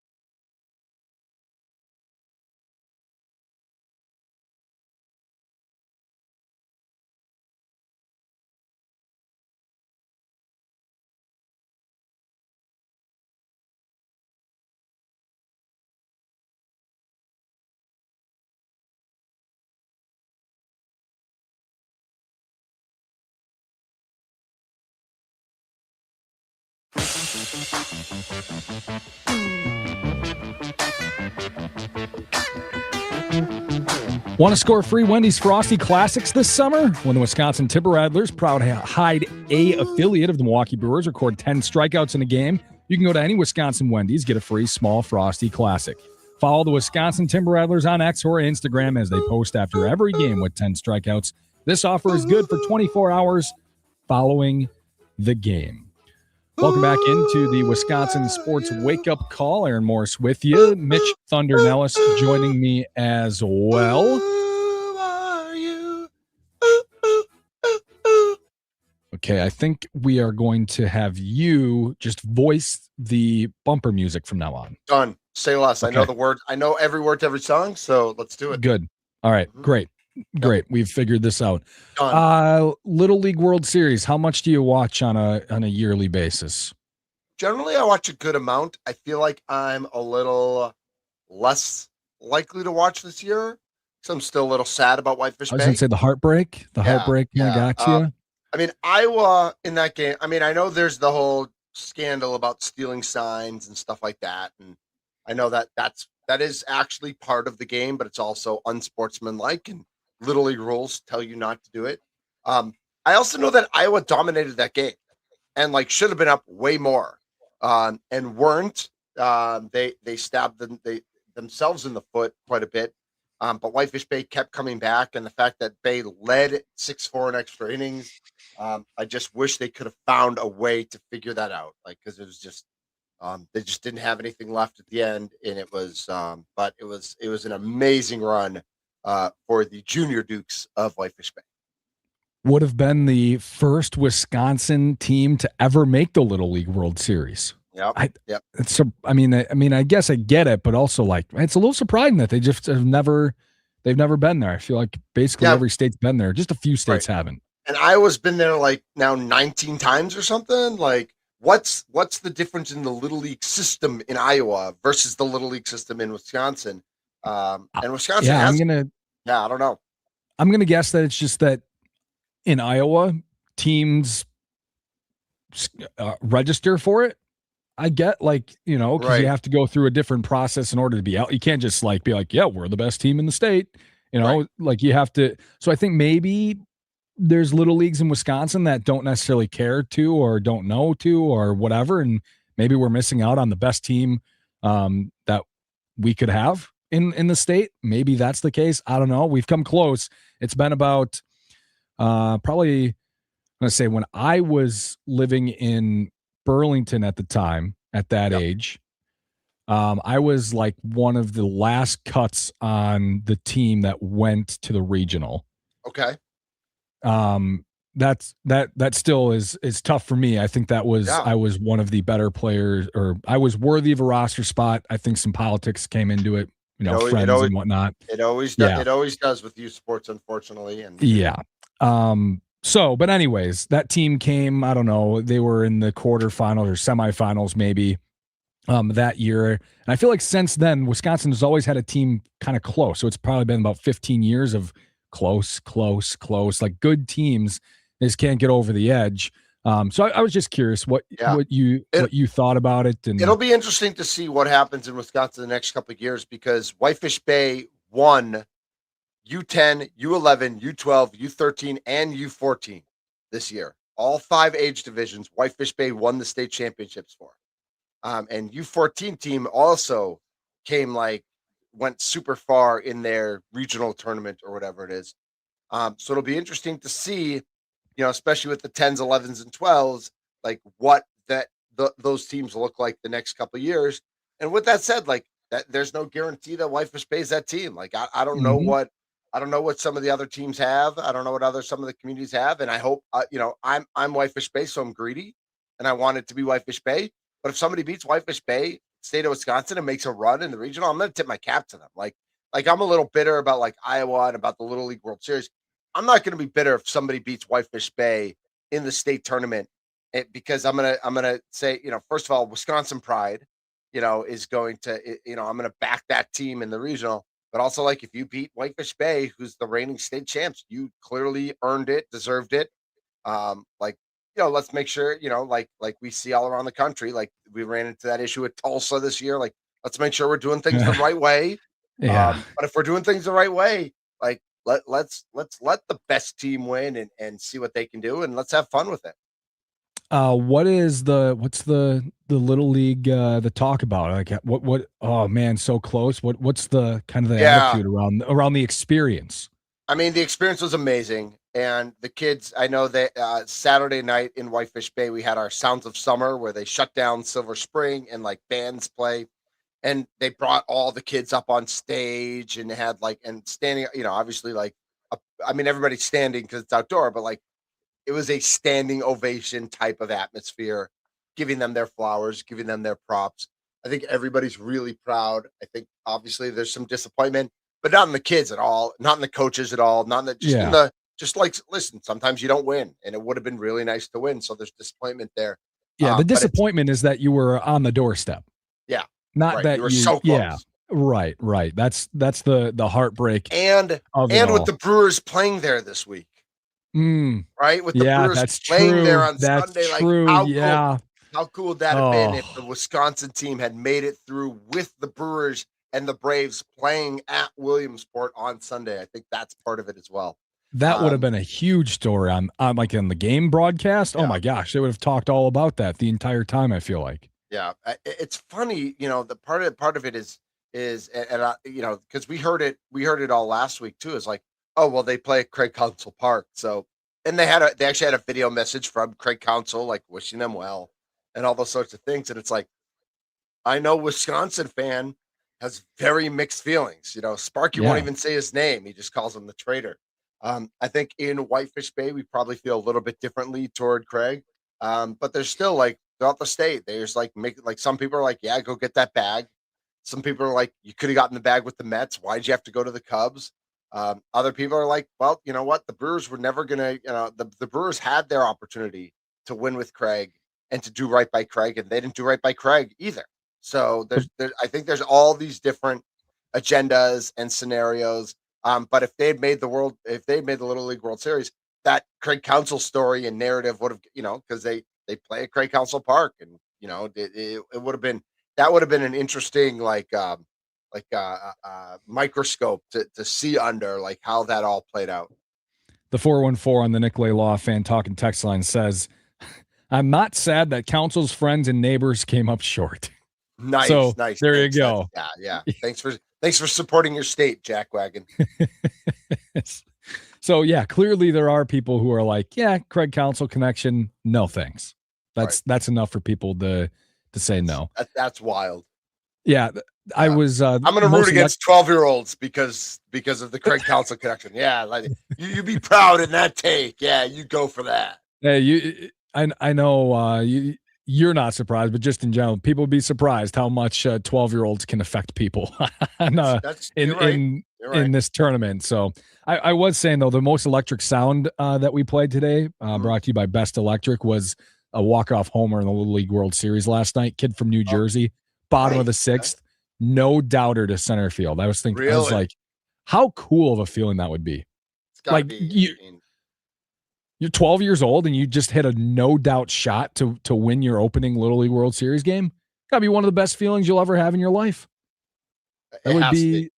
Yeah. And it was I don't know, if you watched that final between Whitefish Bay and Iowa, but there was a shot by one of the Iowa kids that also looked like a no doubter. It ended up just going over the center fielder's head, but like when he hit it off the bat, it was like, but that, but yes, that in the Little League World Series has to be absolutely just, that is a cool feeling. No doubt about it.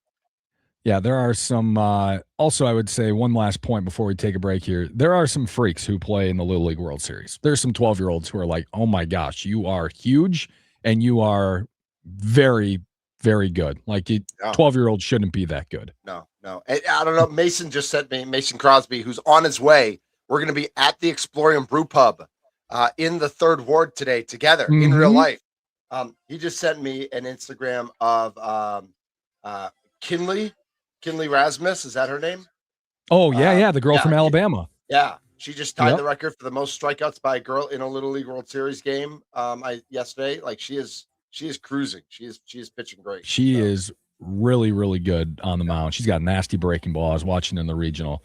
All right, we'll take a break. Be Better Thursday on the way. Next on the Wisconsin Sports Wake Up Call, live from the Wisconsin Sports Radio Network studios, powered by the Potawatomi Sportsbook.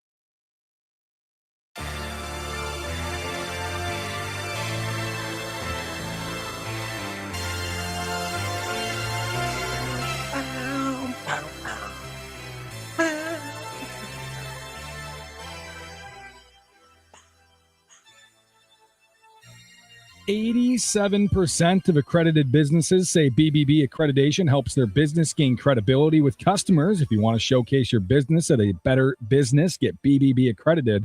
Learn more at bbb.org. It's a Be Better Thursday. If you have any here, send them in here on the Nicolay Law Talking text line, 414-677-1250. As we're on Little League World Series, before we get into ours, someone on the text line, I like that 414 says, the people who bet on Little League World Series games should definitely be on there. That's a good one. Thursday. That is a good one, Mr. Morris. I didn't know the Little League World Series markets were that popular. I assume there were, but I didn't know they were that popular. It's literally on ESPN. If it's on ESPN, it's going to get wagered on. Insane. Yeah. Not only just the idea of betting on 12-year-olds, but that you want to put your money on 12-year-olds that you don't know. You don't know these kids. And anything can happen in these games with these 12-year-olds.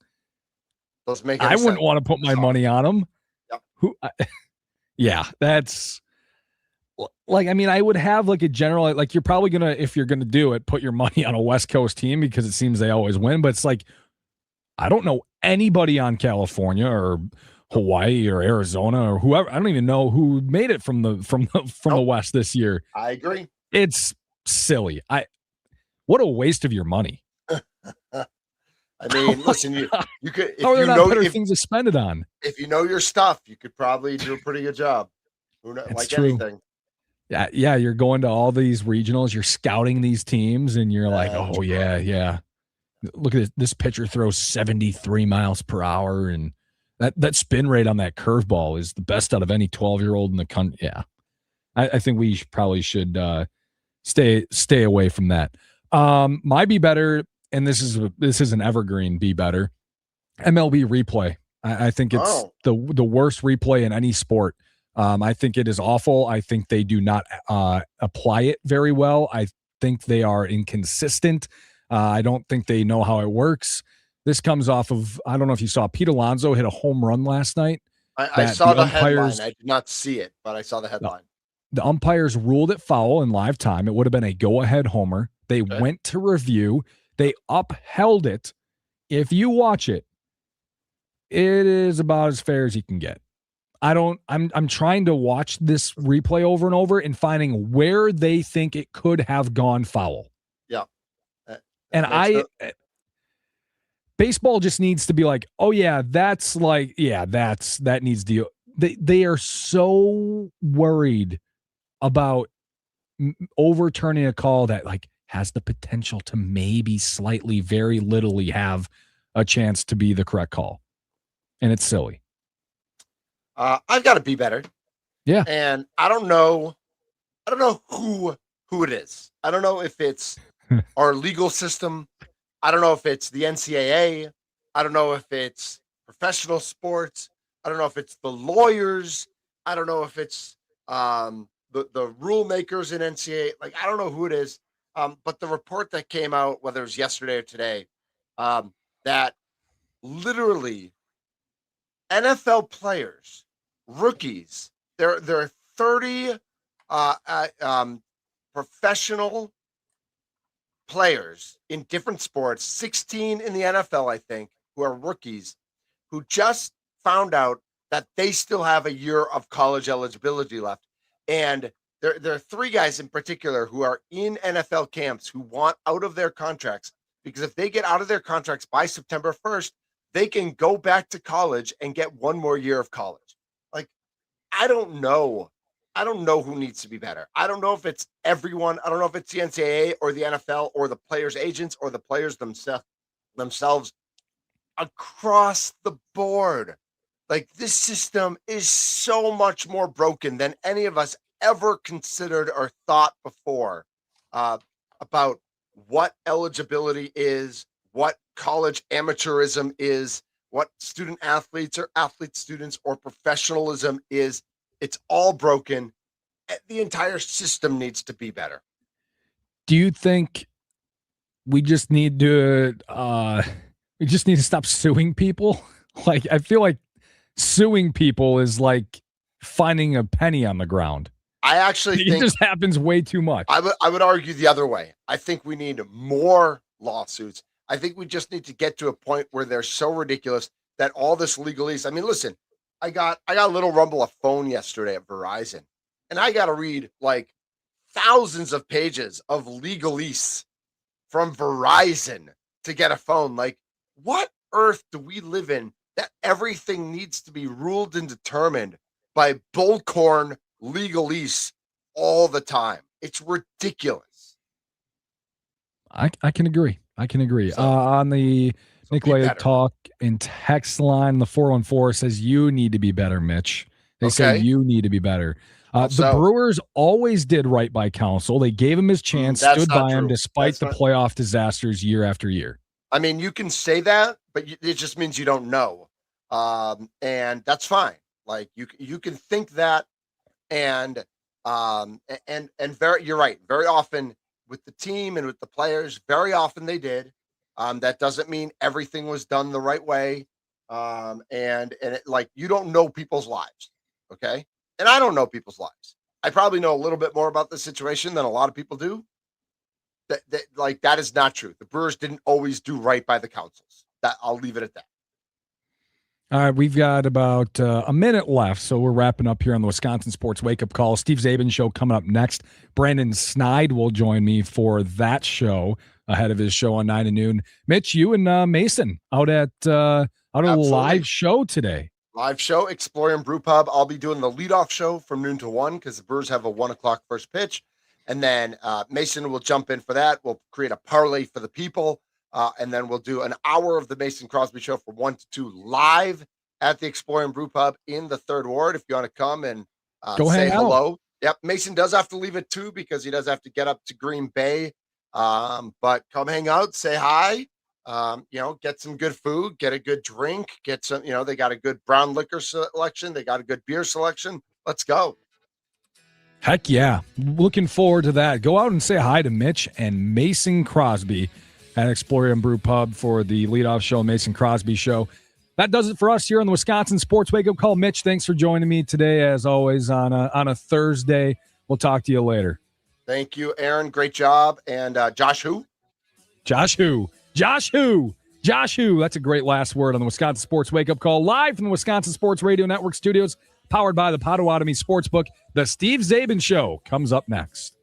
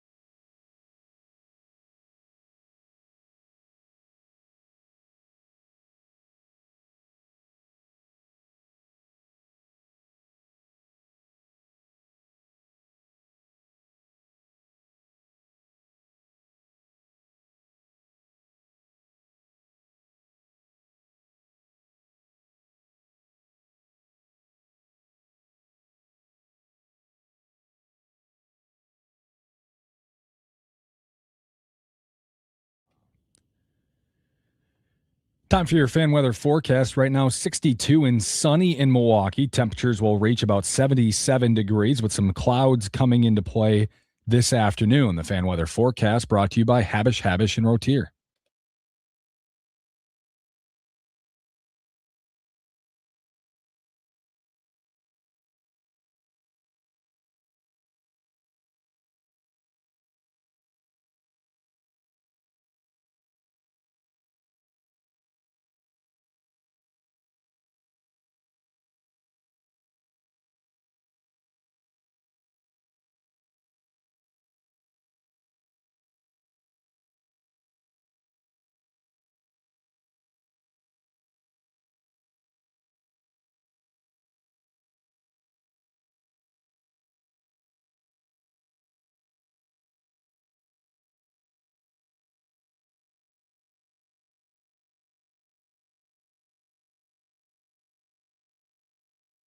We're putting the band back together.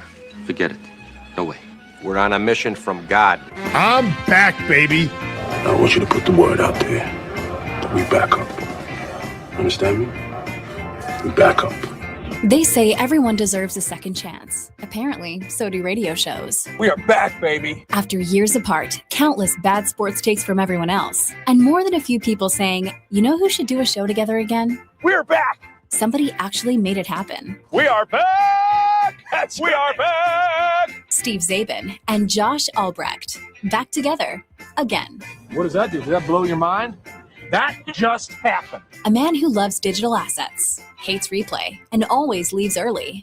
Milwaukee's adopted hometown son, Steve Czaban. I can't believe what we're seeing. What just happened? It's the Steve Czaban Show with Josh Albrecht on the Wisconsin Sports Radio Network. Hello and welcome in to the Steve Czaban Show with Josh Albrecht with neither Steve Czaban or Josh Albrecht. It's Aaron Morse and Brandon Snide with you today. Brandon, hello. How are you? Good morning. Doing? Good morning. I'm good. If I'm not mistaken, this is the first time we have we done a show together? I don't think so. I don't think we've done a show. Just, when you came on the wake up call a few times, but yeah, first time. Yeah. It's good to be here. It's good. I wish the Brewers had won last night, maybe in a better mood, but that's okay. That's okay. Yeah. I mean, they did what they had to after going down 7-0. It was kind of like, 22-0 the opposite way tonight. I know. I talked a little bit about in the Wisconsin Sports Wake Up Call about Pat Murphy talking about the youthful at-bats from Cooper Pratt and Luis Lara last night. Maybe the difference between them making a crazy 7-0 comeback and them losing 7-5 was the youthful at-bats, and how there might be a lineup crunch coming soon if Sal Frelick's back and you only have so many available spots for, and I think it's like 4 guys for 2 spots basically is what it's going to end up being, and maybe Cooper Pratt or Luis Lara end up being the odd men out at some point if they can't get rid of these youthful at-bats in the big spots. Yeah, me and Rami on 9 to Noon yesterday were talking about it. I said it's kind of a good problem, like but it certainly is a problem because Luis Lara, the numbers aren't there offensively, Aaron, and obviously the at-bat last night with the bases loaded and no outs, and they weren't able to other than 1 run thanks to a Joey Ortiz sac fly and Lara and Pratt striking out, really non-competitive at-bats from both of them. But you just feel really good when he's at the plate. Like he for the most part, last night is obviously not a great example with the bases loaded, but like usually puts together these 7, 8, 9 pitch at bats. He's scrappy. The power numbers are not there. I get that, where fans are like, all right, we saw the home runs in Nashville. Why aren't we seeing it here in Milwaukee? A little bit with Cooper Pratt, although a lot of analytics will point to that Cooper Pratt's power they think will eventually make its way over to the big leagues at some point. But it's like Sal Frelick right now is tearing it up for Nashville. I think last night he had another home run. He did down there. So it's like, okay, like if you're going to have Luis Lara and Cooper Pratt up, right? And Pat Murphy has talked about it. Matt Arnold's talked about it. If these guys are up here at the big leagues, we're not going to sit them. We want them to get at bats.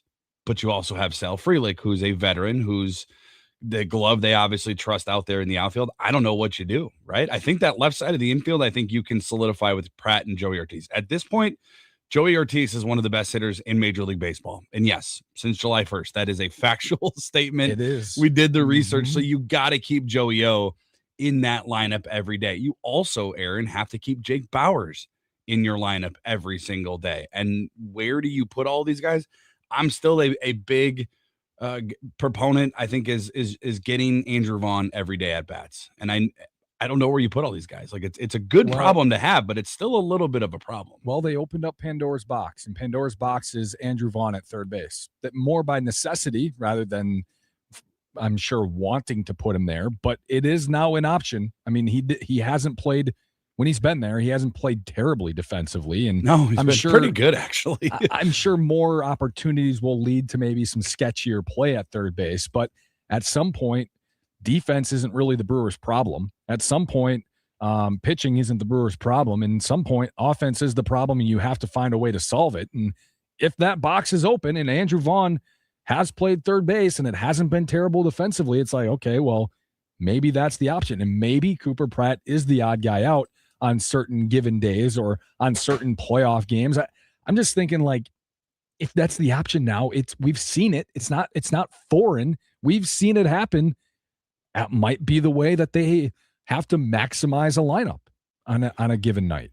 Yeah, and I'm assuming a lot of it will be matchup dependent, but I think no matter who's on the mound, righty or lefty, Pat Murphy loves to go with those lefty righty splits. Like Jake Bauers just needs to play, man. Like he's got reverse splits in terms of slash numbers. Like 3 hits against Scooble, I think, on Sunday out there in LA, and then obviously coming through, a 2-run shot on Monday as well, or Tuesday, I should say, for the Brewers. He was 0 for 5 last night, and his 20-game on-base streak came to an end. But every single day, you got to be able to find, like, Jake Bauers needs to be in that everyday lineup, right? You're circling William Contreras, you're circling Bryce Terrain. There's a little bit of a rotation maybe out in center field with Garrett Mitchell. Maybe you want Luis Laura out there. Jackson Trio plays left field. Jake Bauers needs to be a part of this everyday lineup for this Milwaukee Brewers team, because I think we can sit here and say, Aaron, comfortably and collectively, he is your offensive MVP this year at 22 home runs and what he's been able to do.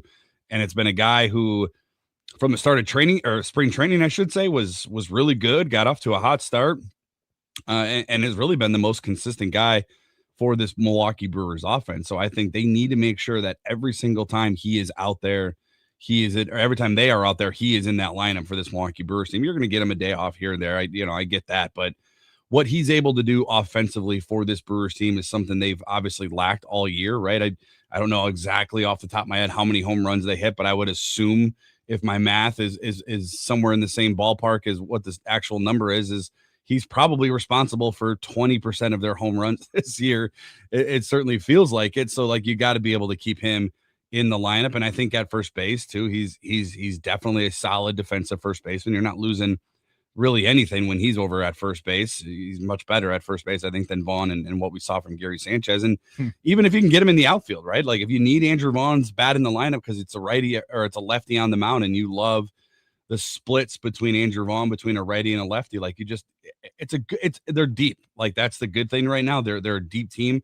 They can sort of play those matchups, the hot hand, but it is one of those things where Pat Murphy is going to have, probably some sleepless nights, because, like, what do you do when you get, they already made the tough decision by sending Lockridge, down to Nashville. And that's a Murphy guy. Like, he loves Brandon Lockridge, this guy that can play really good defense, get on the bases, can lay down a bunt and apply pressure on defenses and opposing pitchers. So, man, when I would assume Frelick is back, like, pretty soon. I don't know how many more. Well, they said he's going to play yesterday and today.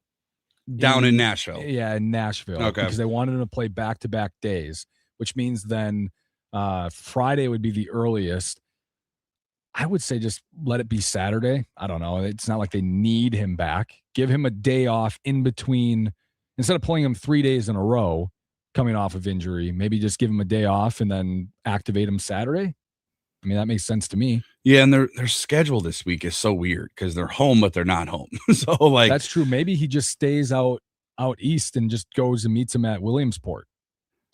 Can we talk about something? And I don't know if this is necessarily accurate, this is just going off of feels and vibes. Do the schedule makers hate the Brewers this year? Yeah, they do.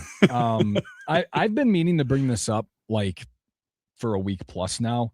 I'll bring up the tweet. It's from Jake McKibben had this. I'll find it, but it's all the days off that teams get and the longest stretches. So here, not Jake McKibben, Jake Schwal put this out. This is the longest stretches for the National League teams, excluding rainouts. The Brewers this year have 2 17-game in 17 days stretches. The only other teams with 17, Colorado has one, San Diego has one, Washington has 2, along with the Brewers. Atlanta has 1, Pittsburgh 1, St. Louis 1, and then the Brewers with 2. So on top of that, the Brewers then also have a 16-gamer, which is coming up starting Tuesday. Right. They have 16 games. Cincinnati has a 16-gamer. New York, Miami, San Diego have 16 games. So the only teams with 17 and 16 are San Diego, the Brewers, and then Washington they have twice. So they have 2 17s, 2 16s. So they have the worst one. Then the Brewers also have a 13 game where like the Dodgers, their longest 13 4 times. The longest for the Giants and Diamondbacks, 13 each 3 times. Phillies only have a 14 game as their longest. Cubs have a 13 4 times. Why are these teams getting 13 and the Brewers have 17, 17, and 16? Well, in the 17 one too is they had a rainout in between that. So they also had 18 games in 17 days. It's crazy to me. I'm not pointing at it and being like poor us, woe is me. I'll but point at it and say woe is me. Why? How can you not figure out an equal schedule? Yeah, I don't know. I have no idea. We're talking about 4 games in 4 days longer than the other best teams in baseball in the National League. We're talking Dodgers, Cubs. They only had to do 13. The Brewers have 17, 17, and 16. Why are they playing those extra games in a row? That is not needed. Yeah, I have no idea. I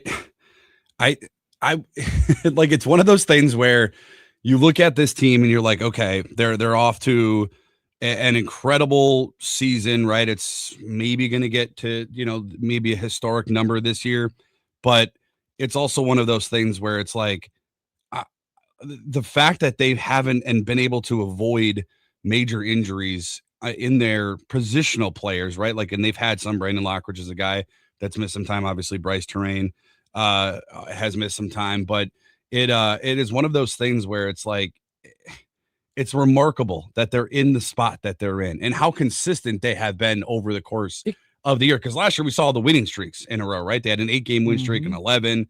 They had a 14-game win streak. So like things got off to a really, really hot start, in middle portion of that season. But like this year, they've just been really consistent and been able to weather the storm, and it hasn't even really been fair. These stretches, because, and I will say it does make a difference. Like it might not sound like, okay, a few extra games. No, it will make a difference. I bet you on the 2 17 games and at one point in this 16 game, one game in each of those, let's say, there's going to be the game where the Brewers just have to concede. And because they don't have the pitching, the pitchers aren't available. They don't have enough pitchers. What was the concession they did earlier this year? Who'd they bring up? And it was like, okay, you just gave up this game for a spot start. Who was it? Do you remember? Dude, they've had so much movement within their roster. It was a guy who hadn't pitched in the big league since 2023, and I can't remember his name off the top of my head. I'll find it here in just a second. But they brought him in for a spot start on a Sunday afternoon. It was like, okay, you just gave up. Like you literally just gave up this game because you couldn't. Thomas Pannone. It was Thomas Pannone when they brought him in. They gave up that game. They brought him in. He hadn't pitched in the big since 2023. And so you say in the 2 17-game stretches and a 16-game stretch, you just give up one game. That's 3 games. You could be up 7.5 on the Cubs right now. The division would be over. If it was 7.5 right now, the Cubs wouldn't be able to come back. No. So that could be the difference between a division and not winning a division. 3 games. No, and that's the thing about it, where it comes down to where baseball, like, I don't know about, I know you guys had Tim on earlier in the week. I scoreboard watch from game 1 to game 162. Tim Like, and I were all of talking on these the games post-game matter, Wednesday. man. Yeah. They all of them matter. You go back and you look back, like, yeah, the schedule, okay, there's certain quirks to it that you can debate are unfair or not fair, but when you are losing 2 out of 3 to the Cubs at the end of June because you're unable to get that run across with the bases loaded with 1 out in the 9th inning or the 10th inning, whatever inning it was, they all matter. And when you have the schedule that they have, or that they're facing, and I think too, 16 of the last 25 are on the road for the Brewers. It's something like that off the top of my head. So like it's remarkable. Like a lot of fans, including myself, will sit here and will be upset at the inconsistencies with runners in scoring position over the last 30-ish days, 45-ish days. Last night they probably should have won the game, even though they went down 7-0 in the first 2 innings. They had so many opportunities to come through in that game. We'll look at Christian Yelich not having a good year, William Contreras not having a good year, but it is remarkable the year that this team has put together consistently from the first series against the White Sox, who have turned out to be a pretty darn good team. Pat Murphy said it after that series all the way back in, what was it, March, end of March, and people kind of laughed like, oh yeah, the White Sox, I'm sure they'll be great, and they actually will probably be in the postseason this year. And then given they had a 6-game losing streak at the beginning portion of the season early in May, they've obviously didn't have Andrew Vaughn, they didn't have Jackson Trio, they didn't have Christian Yelich for a large stretch of the first half of the season. And the schedules, as we've been kind of going through the ups and downs between William Contreras and Christian Yelich, the fact that this team, even with the scheduling, mountain that they've had to climb, to be 4.5 games up in the NL Central is remarkable. So I don't want fans to lose sight of that either, because and I'm one of them. Like Aaron, I do get frustrated. You got the bases loaded with no outs last night, and you get 1 run. Like that's not cool. Like I expect more out of this baseball team, but man, when you look at the totality of this season and what they've had to go through and overcome, and guys that have stepped up to be really good players for this team. I don't think many people thought Kyle Harrison was going to be their number 2. Like, we kind of knew he had the potential, but he didn't show it in San Francisco. Certainly didn't show it in Boston. I don't think a lot of fans thought he would be that guy. How many people thought Jake Bauers would lead the team in home runs? Like, there's been a lot of really good storylines that have been, have unfolded as the season goes on. But it is one of those things where it's like, man, if this was a little bit different, if they had an extra off day here or there, like, things might be a little bit different for this team. Few messages on the Nicolay Law Fan Talkin text line, 414-677-1250. Tommy and Stella says MLB makes the schedules. They're tired of small market Milwaukee not knowing its role. They're adding obstacles, and the Brewers keep swerving them and drag them. Schwartz Center says Brewers had off days every week to begin the year, and it made no sense. I knew it would suck later on in the year. And the 920 says they're favoring the large market teams. That's why they're doing it to San Diego to help the Dodgers. Yeah, and I don't know. I'd be lying if I sat here and said I know every other team's schedule. I don't, right? I do know, like, I do pay attention to the team that is right below the Brewers. I usually do that all year long. For a while, it was the Cardinals. The Cubs went on. It had been such a streaky team. I've been paying attention to their schedule. And timing is everything. I've made this argument on 9 to noon. Now, a lot of fans will say, well, they don't hit home runs, they're going to lose in October. I don't believe in that. Like, I know there is numbers that will back that. There's analytics, Aaron, that will point to that. And I fully understand it. And I agree with it.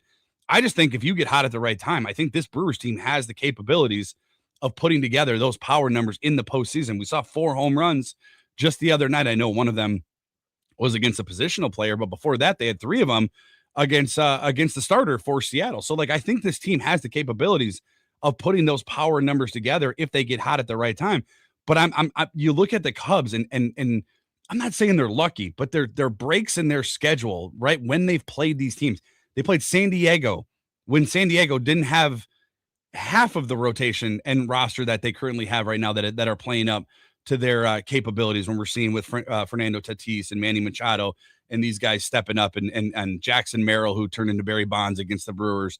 So, like, your timing is just, it matters, right? It does matter. Like, the Brewers caught the Dodgers at a better time than I think they have earlier on in the year. The Dodgers run a little bit of a swoon, and then they won 3 in a row against Kansas City. Then the Brewers go in and win 3 out of 4. But timing does matter, and the breaks in the schedule do matter. And it's not just off days either. It's when you play these teams and who you play and when you play them, because that also plays into it as well. And the Brewers are going to play coming up, in 9 days, roughly, a Cubs team. We'll see. I don't know. August 31st. The Cubs are a week by week team. Like, they can look like the best team in baseball one game, and then Pete you saw the other day. Pete Crow has been carrying them. He has. I mean, he has been. That's why he's in the MVP leadership, leading the category right now in terms of sports books and whatnot, because he has been dominating, and he is really, I think, close to the sole reason why they're winning games over the last couple of weeks. I mean, they had 2 hits yesterday, both coming from Tyrone Taylor. Like, if he doesn't do something, that offense isn't going to do something. Quickly before we take a break, because I need to address this, because the 608 is wrong. He says nobody on the Brewers has been the best hitter in baseball since July 1st. That came after you mentioned Joey Ortiz. Sorry, 608, but yes, Joey Ortiz has been the best hitter in baseball by OPS since July 1st.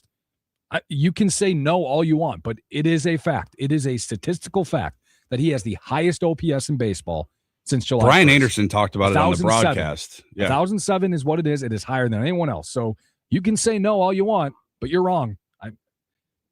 If you want to be wrong, go for it. But Joey it's almost unbelievable at this point. Right. Like, when you look at it, you're like, okay, Joey O before the month of July was like batting 207, had 1 home run on the year. Fans were just like done with him. And then since the beginning of July has just been a completely Do you know what his average is off the top of your head? If I truly don't know. I'm going to guess. I'm going to say, what was he, 2 for 3 last night? He had 4 of the 5 runs batted in last night. First 4. I'm going to guess 260. Not quite. 252. Okay. Not bad. That is 3 points behind Garrett Mitchell. That is 5 points behind William Contreras. And it is 11 points behind Bryce Terang. That's insane, because Bryce Terang is probably the second or the best second baseman in baseball. Yeah, I mean, listen, Pat Murphy, essentially said it. He's kind of been their story of the second half of the season, right? A guy that saw Cooper Pratt get the contract, a guy that saw Cooper Pratt get elevated up to the big leagues, a guy that knew his job was eventually going to find its way out the door and didn't hold his head down, went to work, put his head down, and just went to work. And look where he's at right now, man. He's one, like, you feel way better with Joey Ortiz in the lineup than I think half of the other players on the roster right now. I never thought you'd get there. I never thought you'd get here.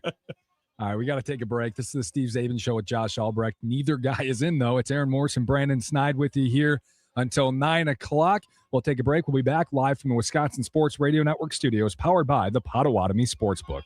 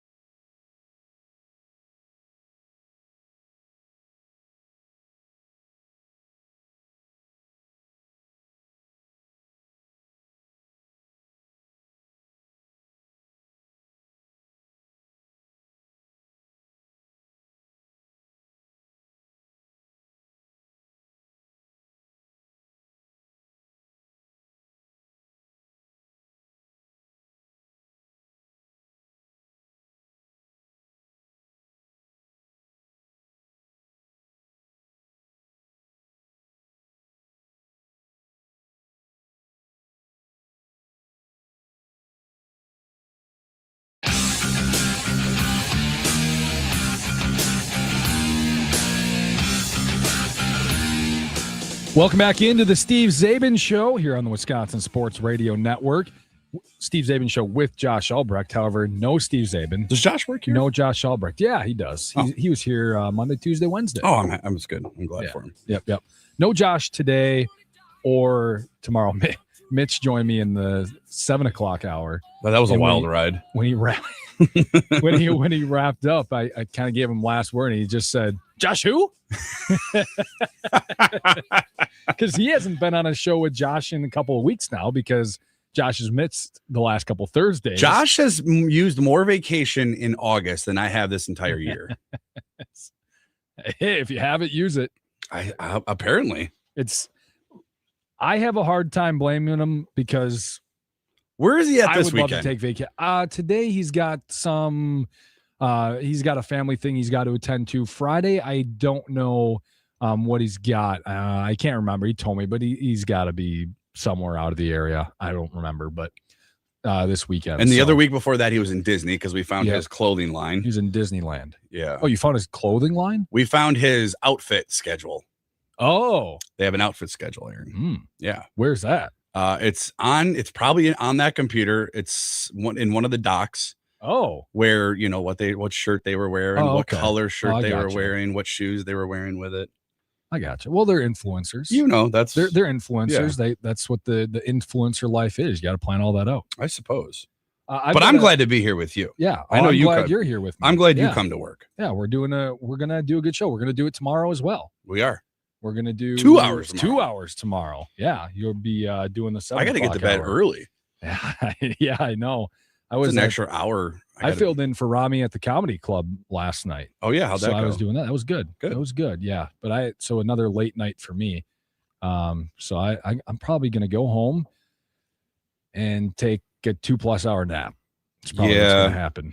I'm usually a napper every day a little bit, like just that. I used to never nap, like never, ever. Man. Then college hit, and I would nap sometimes, and then it's me and my roommates were idiots, and we'd stay up so late. But like I just don't nap. But now it's at the point where like I'm just so tired. When I get home late morning, I'm like, I have to. Well, then you're doing the sleep otherwise. You're doing the post game as well at times, so your schedule is probably your sleep. Yeah, schedule there's no chaotic. consistency. Yeah, the weekend there's no consistency there. I've got a quiz for you. I love just giving people quizzes. Let's do it. Jake Bowers. I looked this up this morning. I was just curious. Where do you think he ranks in terms of OPS in all of baseball this year? All of baseball? All of baseball. I'm going to say, I'm just going to throw a number at the wall.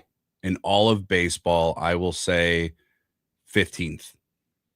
Do you have a guess on what his OPS is, or do you know what his OPS is? I don't. I want to say, goodness, this is a good quiz. I know, because I 890. I would do awful at it too. That was a really, really, really good guess. Was it? I have no idea. 888. Oh wow. Okay, so that's. I mean, if you think about it, 888 is very high. Like 900 is like you're a great player. Yeah. If you're at 1,000, you're like Joey MVP conversation. Yeah. Do you know how many players have 1,000 OPS this year? For the totality of the season? Yeah. Any player. Probably any player not. in baseball. Probably not many. There's 3? one. Is there one? Okay. Yordan Alvarez is 1,040. The next highest is Shohei 942, and Pete Crow 928. James Wood 928. 928 for PCA. 9. What was it for Shohei? 940. Okay, and those two are 1, 2, depending yeah. on what order you want to throw them in as far as the MVP. Jake Bowers at 888. That is 9th best OPS in baseball. Yeah, he's got to play every day, man. Isn't that crazy? That is he's crazy. A top 10 hitter. You know what kind of stinks is he's probably gone this after this season. Well, he's playing too good. Yeah, for the Brewers to. Well, if to there is a season around. next year, but yeah, he's gonna probably get paid. He's 15th in slugging, and he is 8th in on base percentage. Yes, he's just one of those guys So you got to he's a top circle. 10 hitter. Yeah, you got to put him in. Like you got, and I know Murph for the most part has he's found a spot for him either at first base or in the outfield. But like he's just one of those guys. Like he's got to see the field. He's got to get those plate appearances. I don't even care if you got to DH him. You got to give Yelich a day or two off. You have to make sure when you are failing to consistently put up good offensive numbers, game in and game out. he's one of the bright spots, right? When I think William Contreras is coming out of it a little bit. Jackson Chourio went through it a little bit in July. He's sort of finding his way out of it. Bryce is the next guy that's got to climb out of it, and obviously missed the last 4 or 5 games with the knee injury, and has been in the last 2 against Seattle. But he's one of those guys, man, where like he is. How far the Brewers go this postseason will depend on the bat right now, as it currently sits on August 20th, of Jake Bauers. It's crazy because I think he's never played this many games before. Like, this is a career high games or career high in plate appearances already. And we've got a month and a half left in the season. Let's see. So his career high in games is 116. So he's at 114. So by the weekend, he'll have played the most games of his career, 117 with Cleveland. So by this weekend, he'll play the most games in his career. And in terms of at-bats, he's already had the most at-bats in his career, which means he's had the most plate appearances in his career as well already. Yeah. And so this is a historical season for his career. What a fun story for he is, too. Yeah. Right? Like, he's a guy that's been around Major League Baseball. And been he's 2018 was his debut. Yeah, he's been given up by a few other teams like him and Joey Ortiz. It's a fun, and that's the kind of thing that makes this team fun, right? Like, William Contreras was obviously acquired via trade. Christian Yelich was acquired via trade. But a lot of these guys, man, just, were guys that not a lot of people thought. Andrew Vaughn was a throw-in, essentially, Aaron last year at the, before the trade deadline, but from the White Sox. Like, it's a group of players that have come together. Joey Ortiz, as we mentioned, gets quote unquote demoted ish, still plays, but gets demoted out of that everyday shortstop role. Like, it's a really, really easy team to root for. It's a fun team to root for. And how scared were you? Was it Monday, that slide with Jake Bauers and he grabs his shoulder? Because I saw the Brewers season. I was like, Jackson Chourio slid yesterday. That one just looked weird. It just rolled his knee. These guys are just doing random stuff to hurt themselves. It's like, hey, you should stop doing that. Is it bad for me as a Brewer fan? And I know this is going to sound crazy because I want them to win every game. I think last night, Aaron, might have been the one game I'm trying to think off the top of my head. They've gotten routed a few times, but as far as like 2 or less run loss, last night was probably the most like non-upset I was at an outcome, right? Like, you go down 7-0. I don't think Dustin May will have an outing like that again this year. And some of it was on Dustin May, the control and the command, a bit of an issue, a lot of weak contact, man. A lot of things where you're just like, come on, you kidding me? Like a bloop single, just finding some green. Like, the offense goes down 7-0, man. And they had certainly a lot of opportunities in this one. But what's crazy is if you told me, Aaron, at the start of the game yesterday that the Brewers would go down 7-0 in the first 2 innings, but they would chase Gilbert after 5 and get into the quote unquote A part of the Mariners bullpen, I would not have believed you. Like, it's a small victory last night. There is some silver linings, and we've talked about a little bit about him, and Joey Ortiz is part of that conversation for the silver linings. But you also didn't use Trevor McGill again. That's the third straight day they didn't have to use Trevor McGill, if memory serves. He didn't pitch Monday, didn't pitch Tuesday, didn't pitch last night. Did he pitch Sunday in LA? I think he did. I should have it up in front of me, but I don't. But I'm going off of memory, and that's not always a good idea. But so, like, you're set up today. If you're a Brewers fan, you're set up. Pitched since Thursday. Oh wow, He's been a week off. He didn't pitch at all in LA. Pitched. He won the Thursday game in LA with the save. So Friday they lost 3-1. What was Saturday? Wasn't it 4-1? He didn't come out of the bullpen on Saturday. I guess not. Well, that's good. I mean, heck, that's good news. I mean, that means he's ready to roll. Well, let's see. Saturday Friday they lost. Friday they lost 3-1. Yep, they had the bases loaded against Edwin Diaz and almost came through. And so he didn't pitch in that one. And then Saturday, Mizorowski, he went through. That was when Ashby came in and got the extended save. Okay. Yeah, you're right, because I'm shocked he didn't pitch in that 4-1 game. I'm pulling it up right now. Either way, okay, so your bullpen is in a great spot right now. Yeah, you're right. Senzatella was in that game as well. How about this as well? I thought about this. Do you know that the Mariners play the Cubs this weekend in Wrigley? Do you know that? I didn't. So Mariners are going right there. Yeah. How about just crush the Mariners tonight so that they don't have to use any of their A relievers, and then they get to release them on the Cubs Friday, Saturday, Sunday? Let me ask you this, and I present this to the listeners of the Wisconsin Sports Radio Network as well. What lead on September 1st in the division do you need to have in order to feel comfortable? I will give you my quick answer. It needs to be 20 games by September. It won't be. I say that with tongue in cheek, but I'm never comfortable with the division lead. But is there a number, Aaron, for you starting on September 1st? We'll say the start of the Cubs series. Was it you said August 31st? Mm-hmm. We'll say August 31st. Is there a 4-game series down in Wrigley? They have 3 at American Family Field, so 7 left. Is there a number as a Brewer fan that you want to get to that you would be like, okay, the division is ours before that series starts? Before that series, it would probably have to get to 7. Okay, that's doable though, because you have 7 games remaining, and I think at worst that would be 5-2 Cubs. Sure. So you go 2-5. That's 3 games, and if at the end of September, that'd be 9th. If you're going into September 10th up 4 games, that it's over. Because the Cubs can't gain enough ground without the head-to-heads anymore. I'm pulling up their schedule too, just to kind of see what it looks like a little bit. Obviously, we know we have them 7 times. They have us. They have Atlanta 3 times in the middle portion of September. They have Boston to end the season, which that could be interesting. We'll see how that one works out. But their schedule, I mean, Miami at Wrigley Field, the second to last series of the season. They have Arizona too. Arizona's been, I mean, Ketel Marte's situation is interesting, but Arizona is still fighting, for a postseason spot. Seattle, like this Seattle team is like, I know people are going to look at this series and be like, let's just say the Brewers win 2 out of 3, even if they lost 2 out of 3.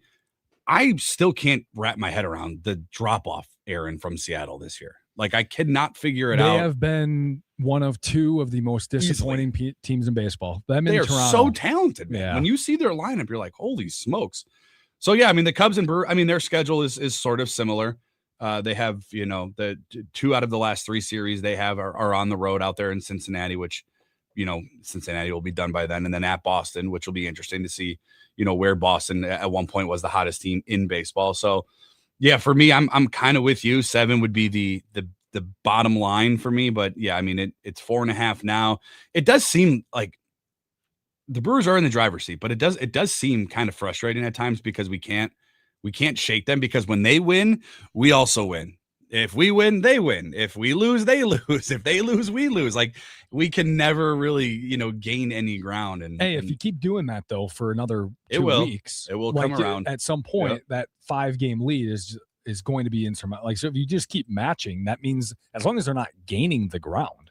And I made this argument too, and maybe you can correct me because you play baseball as well. Like, at what point, and I know this is going to sound like a spoiled Brewers fan, and that's fine, but at what point are you more worried about the health and how you're playing as opposed to winning the division? Like, winning the division is important. Don't get me wrong. I want to win the division. I want this team to be healthy, and I want them to be playing their best baseball at the right time. It's important because if you win the division, you get a bye. And that's just how it's going to work out. If you win the NL Central, you're going to get a bye. And then the West or East is going to get the other one. And at this point, if you win the Central, you're probably 1 or 2 seed. Right. More than likely. Right. So you're going to get the bye. You won't have to play that 3-game wild card series. So you don't have to play in that ridiculous who knows what can happen series. Mm-hmm. And then you get that rest there. You can have that 5 days off between Sunday and Friday, I think would be game 1. So you're going to have all those days off to rest up, to get your pitchers ready to go. And then you unleash Miz, Henderson, Harrison, May, Mizorowski in a 5-game series. What did you say? 5. You said Miz. Who did you say? Miz, Henderson, Harrison, and May. Ah, okay. I think you line it up. Maybe. Well, actually, you might want to go Harrison game 2 because you want him at home. You want Kyle Harrison at home, so he's Cy Young at home. I guess Harrison you go 2 and Henderson you go 3. Yeah, Kyle needs to pitch at home. Yeah, if the game's out in San Diego, just leave Kyle Harrison at home. If you play San Diego, he has to be in games 1 or 2, or you leave him off the roster. He is. That's a fascinating I asked Vinny Rottino that a couple weeks ago. You know what he told me? He said, believe it or not, pitchers, even with the Brewers, with not the Brewers, love that mound at American Family Field and the backdrop. It's comfortable. Yeah. So it's got to figure it out. Robert Gasser's way better at home as well than on the road. That's true. Career, so maybe that is the case. Yeah. All right, we need to take a break here in the Steve Zabin Show with Josh Albrecht. No Steve, no Josh. It's Aaron and Brandon Snide in. Final segment coming up next, live from Wisconsin Sports Radio Network studios, powered by the Potawatomi Sportsbook.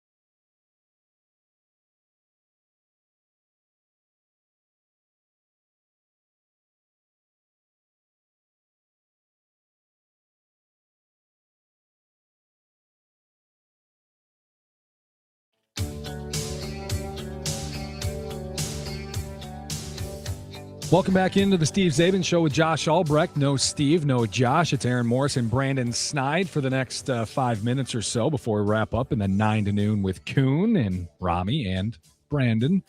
We might be getting into the old morning show talking text line where they just made fun of they just made fun of everyone for missing days. Specifically Trevor. They would always make fun of him for missing days, missing Mondays. The talking text line going after Josh. Stephen Richfield says part-time Albrecht. I mean, the people are paying attention. They're paying attention. Someone else says, if you guys ever see me post anything about my clothes for the week at Disney, please put me out of my misery. They're going after Josh today on the talking text line. It's a rarity today.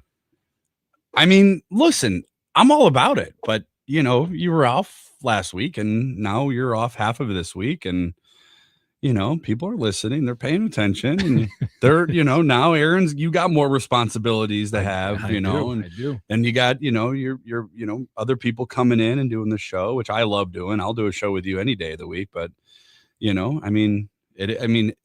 was in May, he was in Disney for 2 weeks and I was in. He was, I think it was beginning of June. It was right after I got here. Yeah, I mean, yeah. Wouldn't you like what is there a place, Aaron, as we wrap things up here? Is there a place you could visit? Yes. 10 times a year and not get sick of it? Yeah. Is it okay? Hawaii. But it's not Disney. No. I've never been. Like, could you go to an amusement park 10 times a year? I mean, the one I can think of that, like, not for like a long time, like not for a week. Like, I'm thinking like Six Flags. I could go 10 times a year if I. But you wouldn't stay there a week. Stay there a week. I'd go like once, and then like once later, and then one day. I've been to Disney one time and one time too many. I've never been, and I don't plan to go anytime soon. Like, even in the future, if you have little errands, it's just I don't plan to go. It is a money pit, and it is hot. Well, it depends on what time of year you go. Josh Usually told me it's how hot. much money he spent in LA this past week when they went. Better things to spend my money on. That's what I'll say. I can only imagine. I can't imagine spending that amount of money at Disneyland or Disney World or most places. Actually, I can't imagine spending. Like, if I went to Hawaii, I couldn't imagine spending that much money. We were in Mexico for a week. Was this at the third week of July? And by like day 5, I was like, all right, I'm kind of ready. Like, it's great. Don't get me wrong. It's amazing, sitting on the beach and drinking margaritas and whatnot. But I'm like, all right, I'm ready to go home, ready to watch Brewer games. I'm ready to get ready for Packers, training camp. And here Josh is just taking every other week off. Is he here next week? Yes. A whole week. Yeah. We'll have to check on him. 262 says, no way we're making fun of Josh when Zabe gets a new job, misses 2 of his first 5 weeks on his own show. There's that too. Here's the deal. I give that somewhat of a pass because he had the golf trip planned ahead of time. Yeah, some of this is, yeah. And I think that's one of my, but like, it's not like he joined and was like, oh, I need a week off. Like, that was like a prior engagement. Yeah. That was like. Yeah, to the texter. We're picking on Josh and Josh only right now. Yeah, exactly. I don't. As much as we love him. All right. That's all we got time for. That's sad because it was a fun time here in this hour. Yeah, that was a blast. Stick around. Brandon will be on 9 to noon with Rami Makloff and John Kuhn coming up here in just a few minutes. Mason Crosby show will be live from Distillery Brew Pub in the 3rd Ward. Mason Crosby is live there today with Mitch Thunder Nellis, and then Wisconsin Sports Daily with Steve Sparky Pfeiffer coming up as well here on the Wisconsin Sports Radio Network. We are live from Wisconsin Sports Radio Network studios, powered by the Potawatomi Sportsbook. Don't go anywhere. 9 to noon with Kuhn is coming up next.